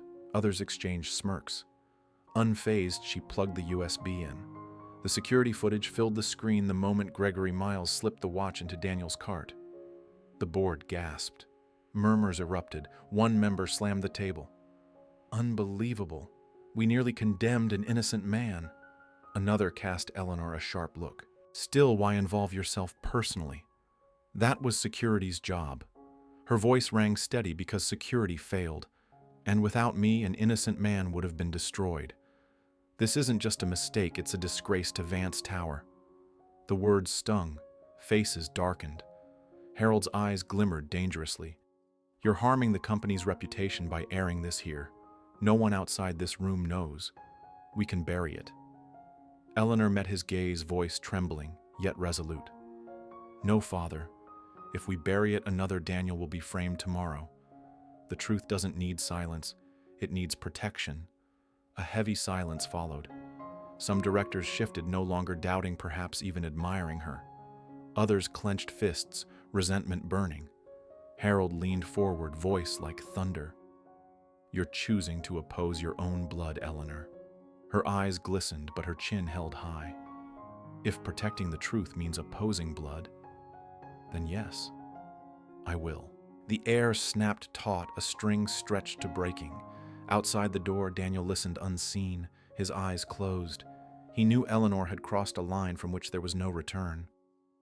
Less than 24 hours later, the truth spilled like a crack in ice. Major headlines exploded, janitor framed in Vance Tower scandal. Young CEO Eleanor Vance defies her family to defend the accused. The leaked footage spread online. The frame of Gregory's hand dropping the watch went viral. Outrage surged. Some demanded justice for Daniel.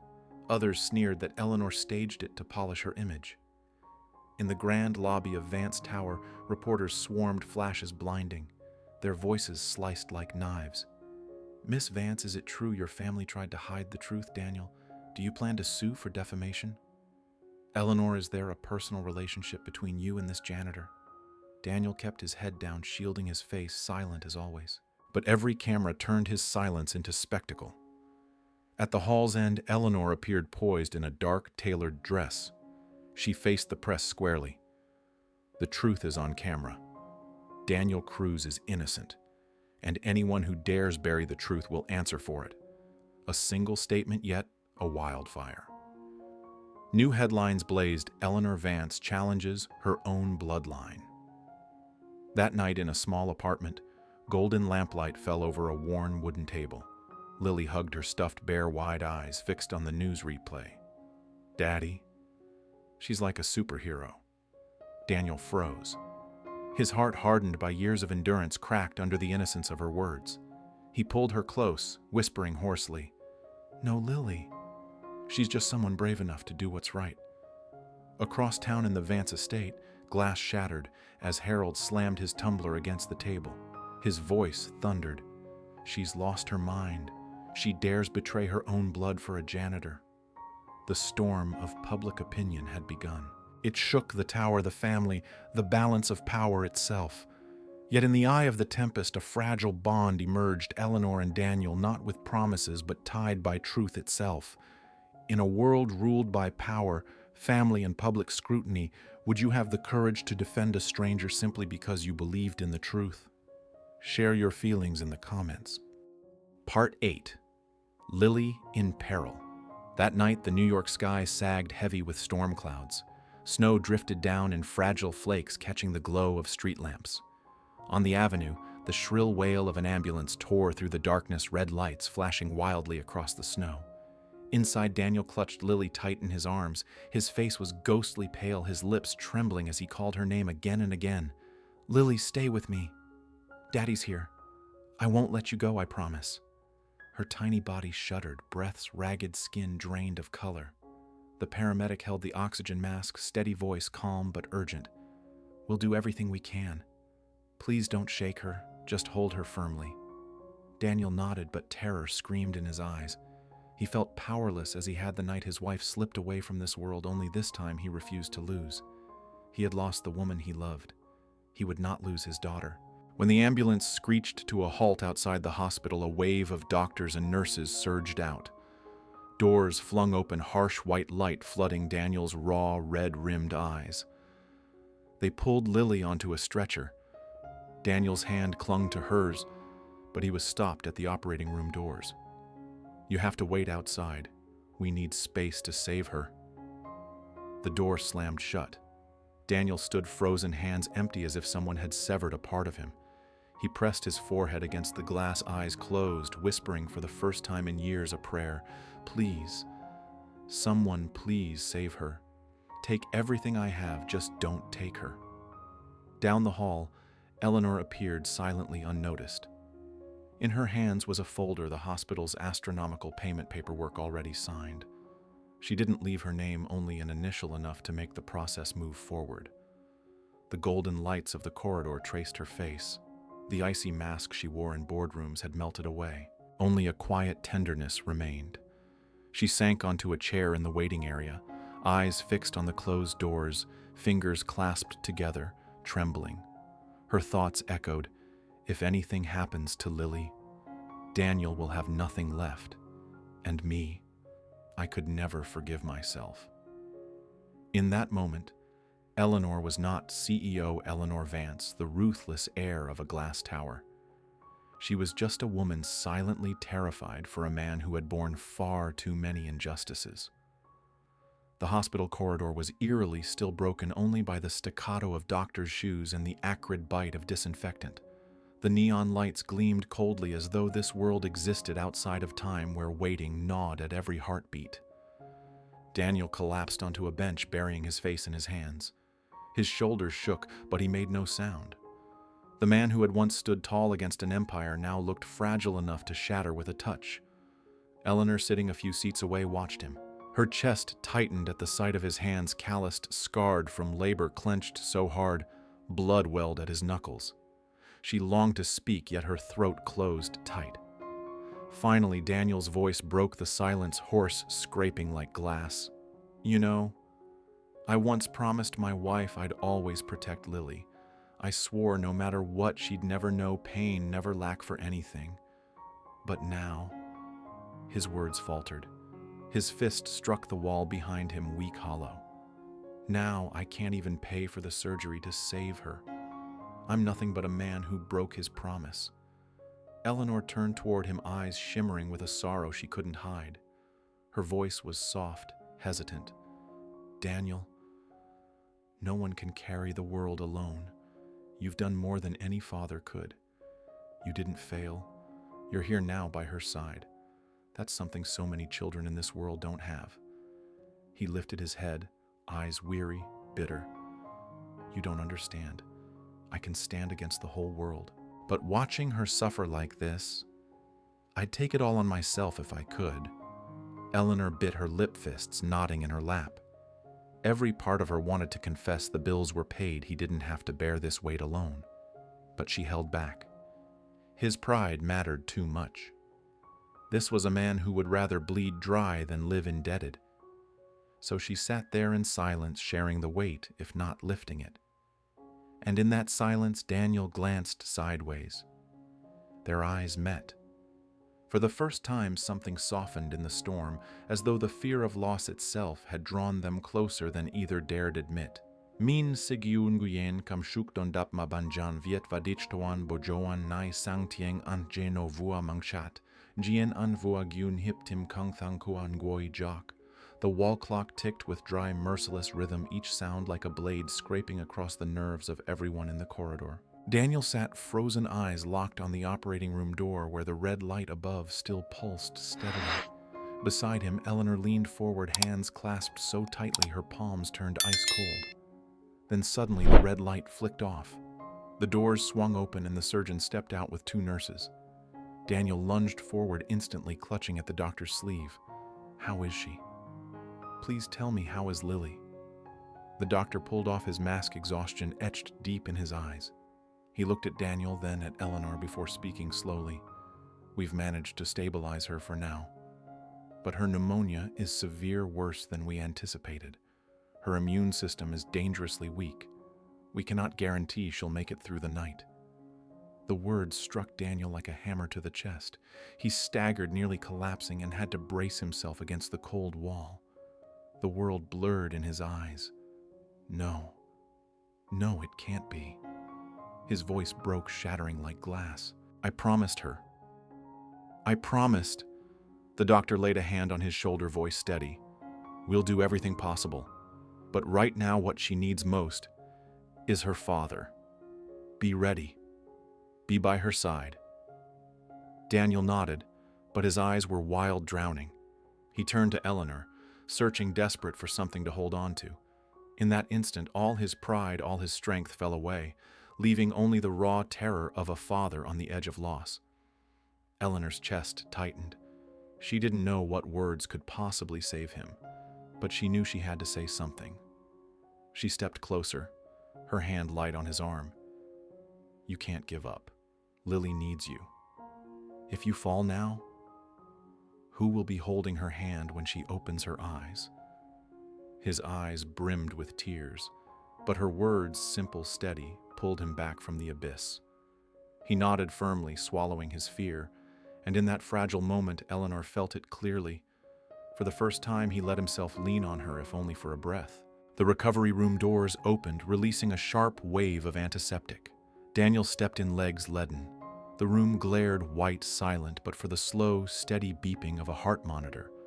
On the small bed lay Lily, frail, pale, her soft hair spilling across the pillow.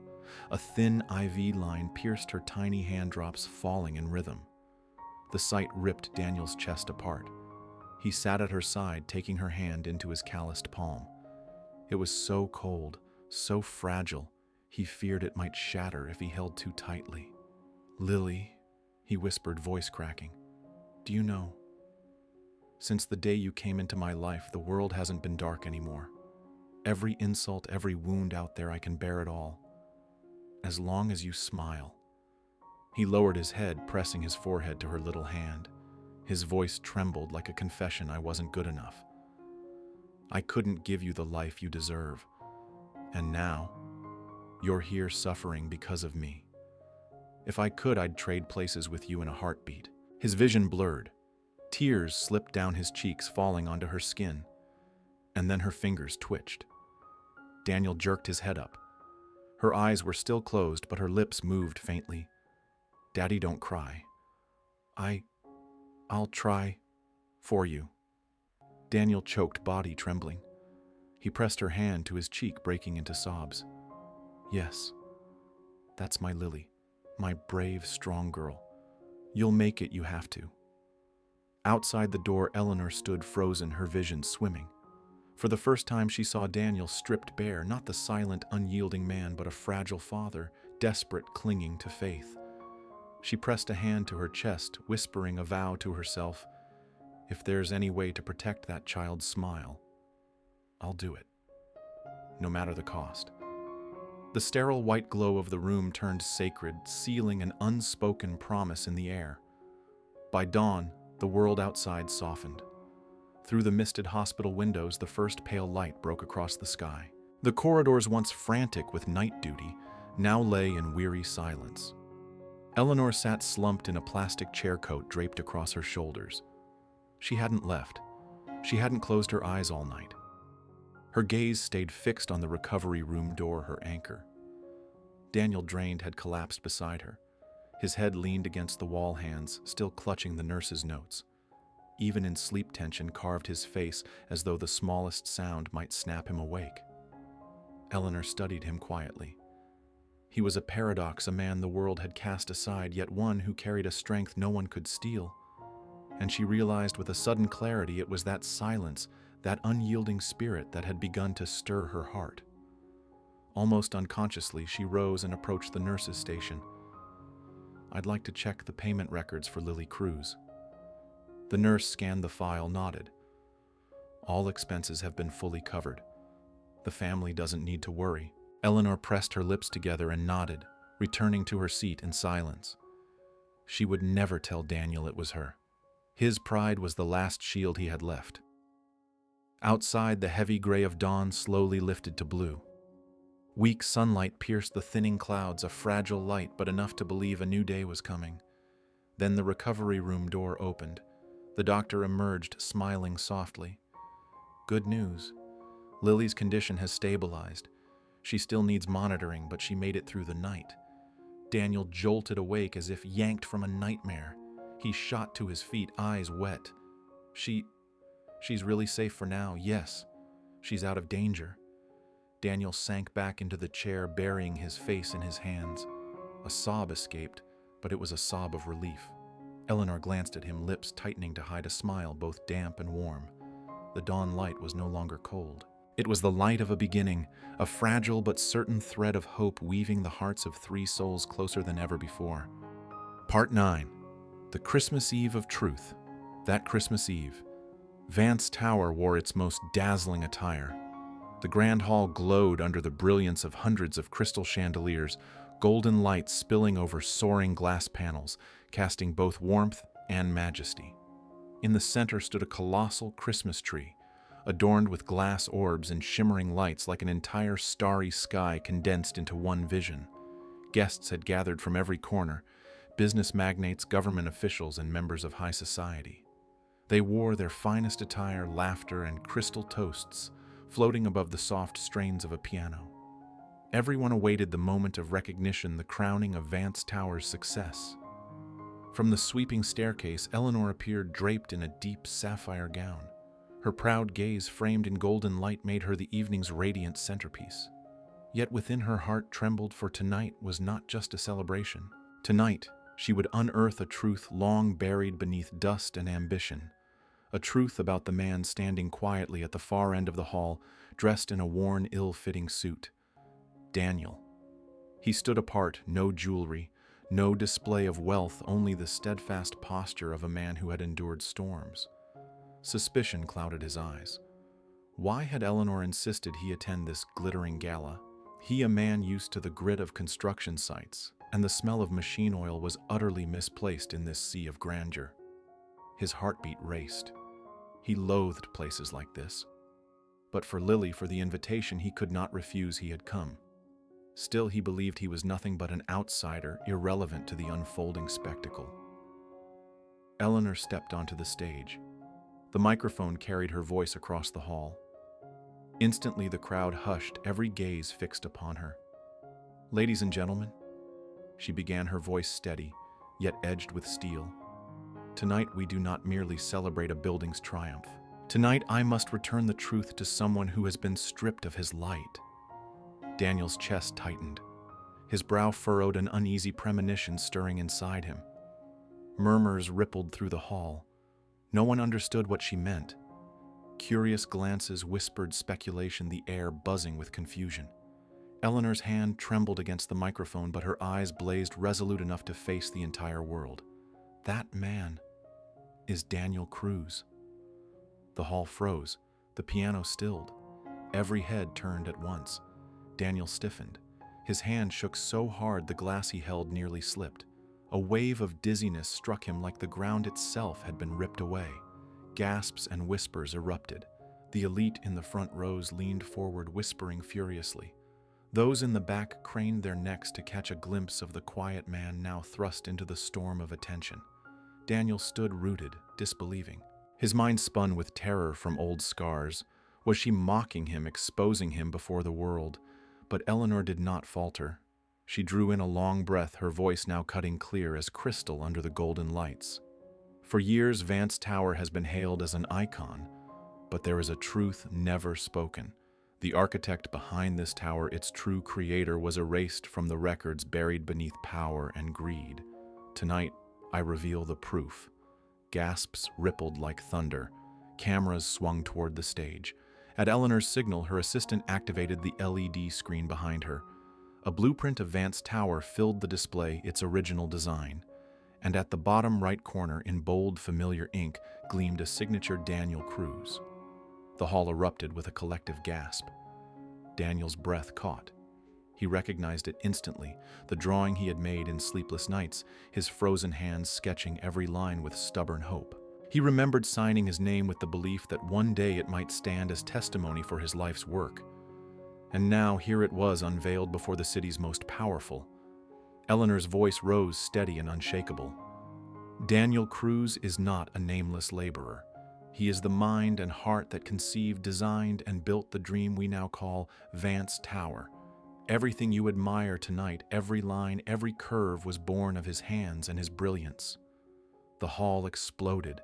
Shocked cries, indignant protests, nervous shifting among the power brokers whose interests were threatened. Voices clashed like crashing waves rising into a storm. Daniel could hardly breathe. He staggered back, his gaze flying to Eleanor. And in her eyes he saw it, not mockery, not cruelty, but unwavering conviction. She had done this not to humiliate him, but to vindicate him, to return the justice he thought forever lost. His chest ached sharp, overwhelming. Yet, within the pain, bloomed a warmth he had never believed he would feel again. The whispers in the grand hall quickly swelled into a storm. Guests turned to one another, murmuring fiercely. Some even leapt to their feet, faces flushed. Impossible, Vance Tower was declared by the Vance Group Board. If this is true, then we've been deceived for years. How could a nobody stand behind $100 million landmark? Each doubt was a dagger into Daniel's chest. He stood frozen knuckles, white chest, heavy. For a moment he wanted to flee. Every accusatory word dragged him back to years of ridicule, rejection, and scorn. But Eleanor would not let him fall. She stepped forward, the microphone trembling in her hand, though her voice rang firm and commanding. I know this is hard to believe, but it is the truth. Not only the blueprints, there are internal files, emails, and board minutes that were buried, all proving Daniel Cruz is the true architect. You may choose to believe or deny it, but justice does not vanish. A major shareholder of Vance Group shot up, his voice sharp. Miss Eleanor, do you realize what you're doing? A statement like this could damage the entire corporation. What gives you the right to pass judgment here? Eleanor lifted her chin, eyes glacial. I speak as the heir who refuses to live in shadows of deceit. I speak as a human being who will not watch another's work be buried. Suddenly applause echoed from a corner. A few independent guests rose in support. The clapping spread, first scattered, then swelling into half the hall standing with her. Daniel raised his eyes. Across the storm, Eleanor stood alone against the tide, fighting only to defend his name. And within him, something long extinguished flared to life again. Eleanor turned back to the audience, her voice dropping but firm. Christmas Eve is a night of truth and gratitude. If truth cannot speak tonight, then who among us can face tomorrow with pride? The hall fell silent, a silence thick and charged, waiting. All eyes locked on Daniel, demanding would he finally step into the light. His body trembled. He had never wanted this stage, but Eleanor had handed him a chance he had never dared to dream of. The weight in the room was crushing. Daniel's hand quivered, lips pressed tight. His heart, wrenched between two worlds, remain silent or finally speak. Eleanor glanced at him, her gaze soft yet urging. You are not alone. I am here. Daniel drew a deep breath. He stepped forward, each stride dragging his entire past behind him.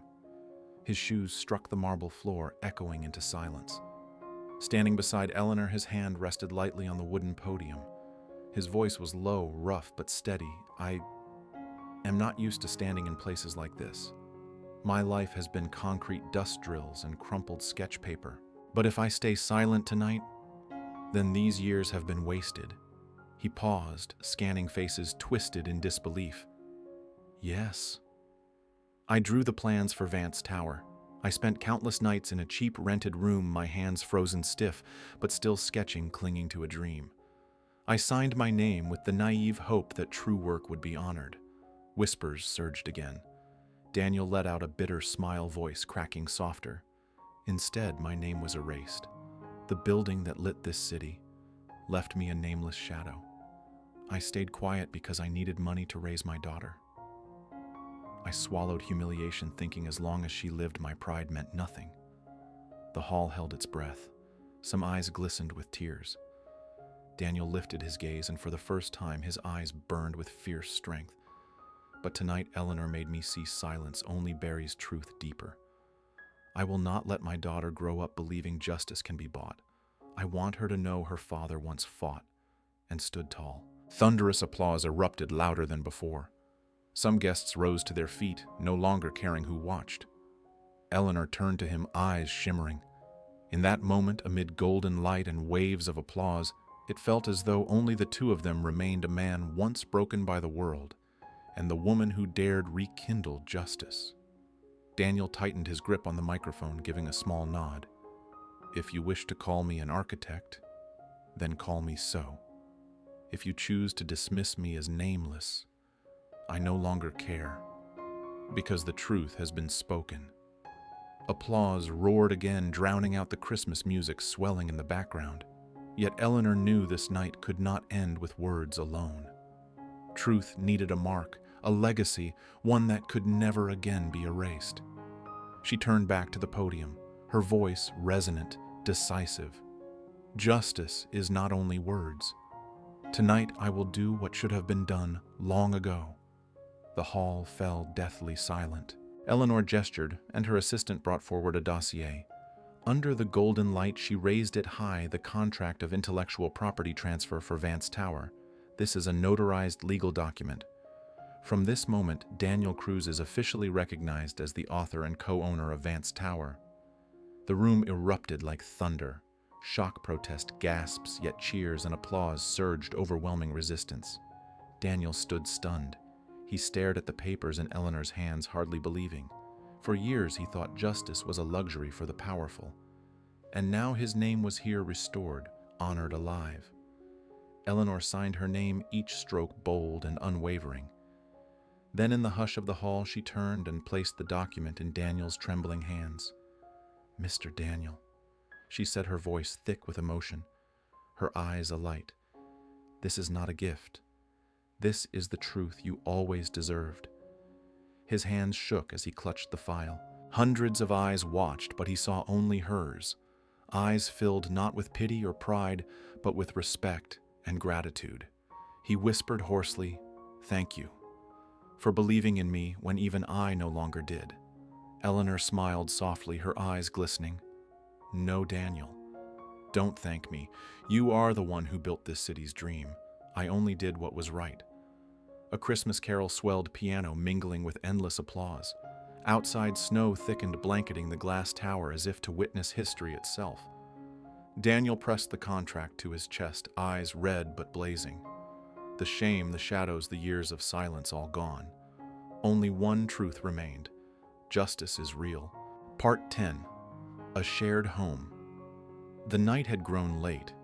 After the gala, New York lay beneath a blanket of snow, streets softened into a white carpet. From the top floor of Vance Tower, the balcony opened to a breathtaking view.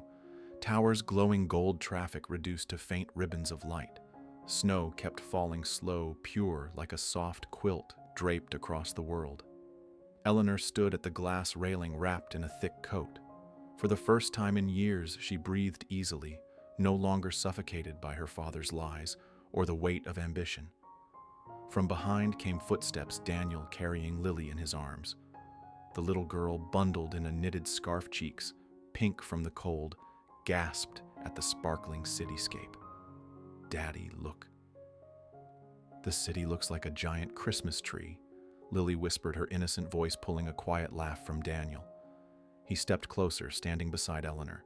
In that moment, three souls from three different worlds shared the same sky: a CEO once trapped in a glass cage of power, a man once buried by injustice, and a child who had never truly known a home. Eleanor leaned down, adjusting the scarf around Lily's shoulders with gentle care. The simple gesture struck Daniel's heart. He wasn't used to someone else sharing the love and protection he'd carried alone all these years. "Thank you," Daniel murmured, his voice carried away by the wind, "for being here with her, for believing in me." Eleanor lifted her gaze, her deep blue eyes shimmering with tenderness rare for her Daniel. "It wasn't me who believed first. It was you who taught me to believe in truth and courage. You didn't just build a tower. You're rebuilding faith, even in me." Snow drifted silently onto their shoulders as if bearing witness. Lily blinked at them, then placed her tiny hand on Eleanor's palm, pulling it toward Daniel's. For a heartbeat, Daniel froze. Then he closed his rough, calloused fingers around both of theirs. Three hands, one small one, soft one, scarred, intertwined beneath the snowy sky. In the hush, a new home was formed. Not of glass or contracts or power, but of hearts.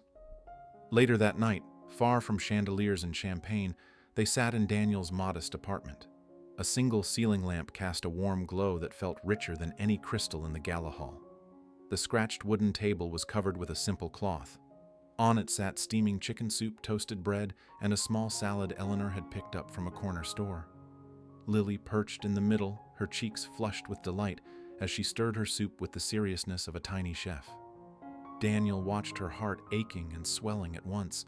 He was used to hurried meals and silence, dinners marked only by the clink of spoons against bowls. But tonight Lily's laughter mingled with Eleanor's gentle voice, turning the cramped kitchen into the liveliest place on earth. "Careful, Lily. The soup's hot," Eleanor warned, adjusting the little chair so the girl sat more securely. Lily giggled. "I'll eat lots so I can grow big like Daddy." And like you, Eleanor, laughter broke around the table. Daniel lowered his head, a rare smile tugging his lips, a smile he hadn't realized he could still make. Eleanor lifted her glass of water, her gaze brimming with sincerity. "Tonight, I don't need wine. I don't need a banquet. I only want to raise a toast to one thing: home." Daniel froze for a moment. Home. For him, the word was no stranger. It was a scar. He had once had a family, once lost everything, once believed he'd never rebuild. Yet hearing Eleanor say it, seeing Lily beam between them, his heart tightened. He clinked his glass softly against hers, his deep voice steady. A home doesn't need to be big. It only needs love. And so in that humble apartment, they dined together. No sparkling chandeliers, no grand symphonies, only the sound of spoons tapping bowls. Lily's babbling stories and two adults stealing glances, their eyes reflecting the image of a family rewritten. Outside, snow kept falling, but inside, the warmth of a simple meal was enough to banish the winter. The small apartment grew quiet as Lily drifted into sleep on the armchair, her teddy bear clutched tightly in her arms, her breathing soft and even. Daniel carefully lifted her, tucked her into bed, and pulled the blanket up to her chin before closing the door with a gentle hand. When he turned back, he found Eleanor sitting on the old rug in front of the fireplace, the flickering glow reflected in her eyes. The silence felt heavier now, yet strangely comforting. Only the crackle of burning wood and the amber glow filled the space between them. Daniel sat down across from her, his posture stiff like a man unaccustomed to letting his guard down. Eleanor tilted her head slightly, her gaze both tender and resolute. "You've endured more than I ever imagined," she began softly. "Raising Lily on your own, carrying the weight of your past. You've never really let anyone into your world, have you?" Daniel remained quiet. After a long pause, he nodded. "I was afraid. Afraid someone would take away the only thing that mattered. Afraid history would repeat itself. All I have left is Lily, and I never had the courage to trust again." His voice faltered. Eleanor's chest tightened at the raw honesty in his words. This man, strong on the outside, unyielding in the face of injustice, was now revealing the most fragile fear of his heart. She moved closer, her voice barely above a whisper, like a vow carried by firelight.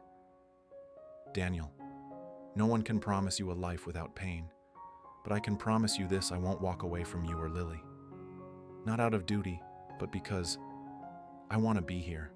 I want to be part of this home." Something shifted in Daniel's eyes. For the first time in years, he didn't flinch, didn't doubt. He allowed her hand to rest over his. Her fingers were soft and warm, so different from the rough skin shaped by years of labor. "You don't have to fight alone anymore," Eleanor whispered. "You've carried the battle long enough. Let me shoulder what's left." A wave of emotion surged through him. Daniel gripped her hand tightly. He didn't answer immediately, but in his gaze the fear began to fade, replaced by the fragile spark of hope. The fire crackled. The snow outside kept falling. But in that moment, a silent promise was sealed. No documents, no witnesses, only two hearts beating in unison beneath the glow of flames. Morning light seeped through the thin curtains, bathing the apartment in a golden hue. After a night of heavy snow, the sky was startlingly clear, sunlight glinting on the frosted streets until the whole city sparkled like silver. Daniel was the first to wake. Sitting by the window with a cup of steaming coffee in hand, he watched the view he'd seen countless times, yet today it felt different. The weight he had carried for years seemed to lift, leaving behind a rare, quiet peace. The bedroom door creaked open. Lily stumbled out with tousled hair and sleepy eyes clutching her blanket. Eleanor followed, stretching lazily with a smile. In the morning light, she looked nothing like the icy CEO the world knew only a woman, warm, simple, and unguarded. "Daddy?" Lily rubbed her eyes, then scrambled onto the chair beside him. "The snow looks so pretty. Can we make a snowman today?" Daniel chuckled, ruffling her hair. "We can, but first breakfast. Even snowmen need energy from toast and hot milk." Eleanor set a tray on the table, slices of toasted bread, strawberry jam, hot milk for Lily, and coffee for the two of them. It was a modest meal, yet the sound of Lily's giggles and Eleanor's gentle voice made it the most precious breakfast Daniel had ever known. While Lily busied herself smearing jam onto her bread, Eleanor sat across from Daniel, their eyes meeting in quiet understanding. Words weren't needed, both could feel it. This was a new beginning. "You know," Eleanor whispered, almost afraid to break the moment, "I've never seen a sunrise this beautiful. Maybe because it's the first time I've watched it from a real home." Daniel froze. The word home from her lips made his chest tighten. He looked at Lily, then at Eleanor. In that instant, he knew the past no longer had the power to chain him. He reached across the table, his hand finding hers, not hesitant this time, but steady. She squeezed back her eyes, shimmering with unshed tears, radiant with light.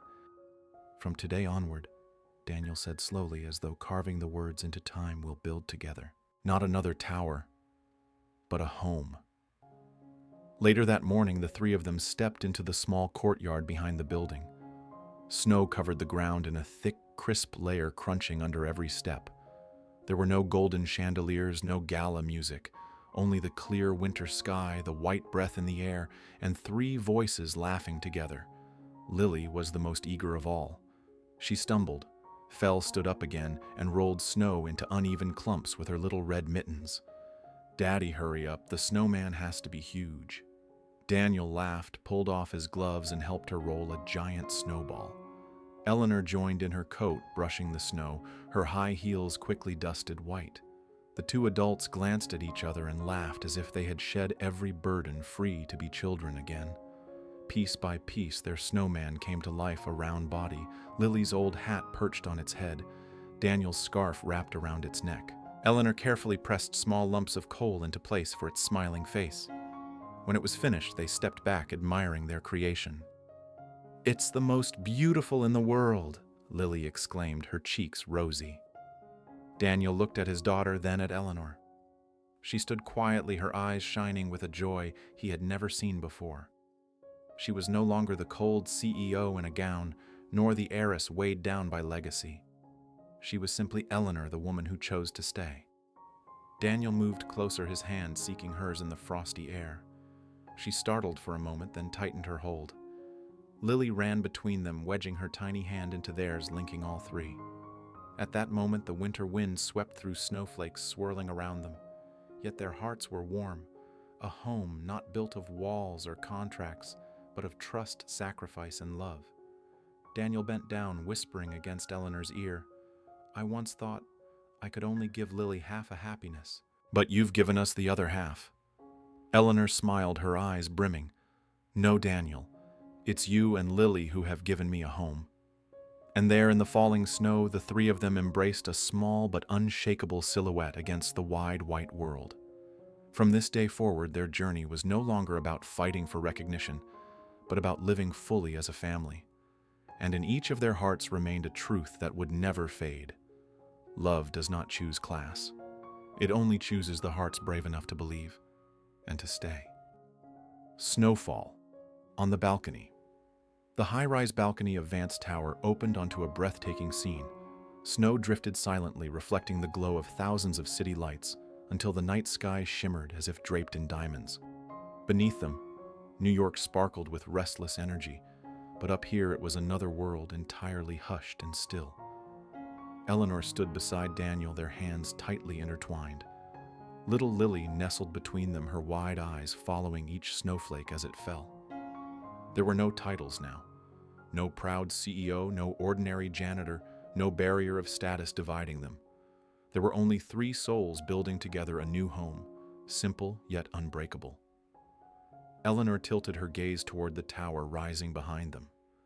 Vance Tower, once a monument to ambition and cold power, now carried a different meaning. Within those glass walls had echoed a story of truth restored, of integrity proven, and of love strong enough to heal even the deepest scars. Daniel squeezed her hand, his voice low yet steady. This tower was once the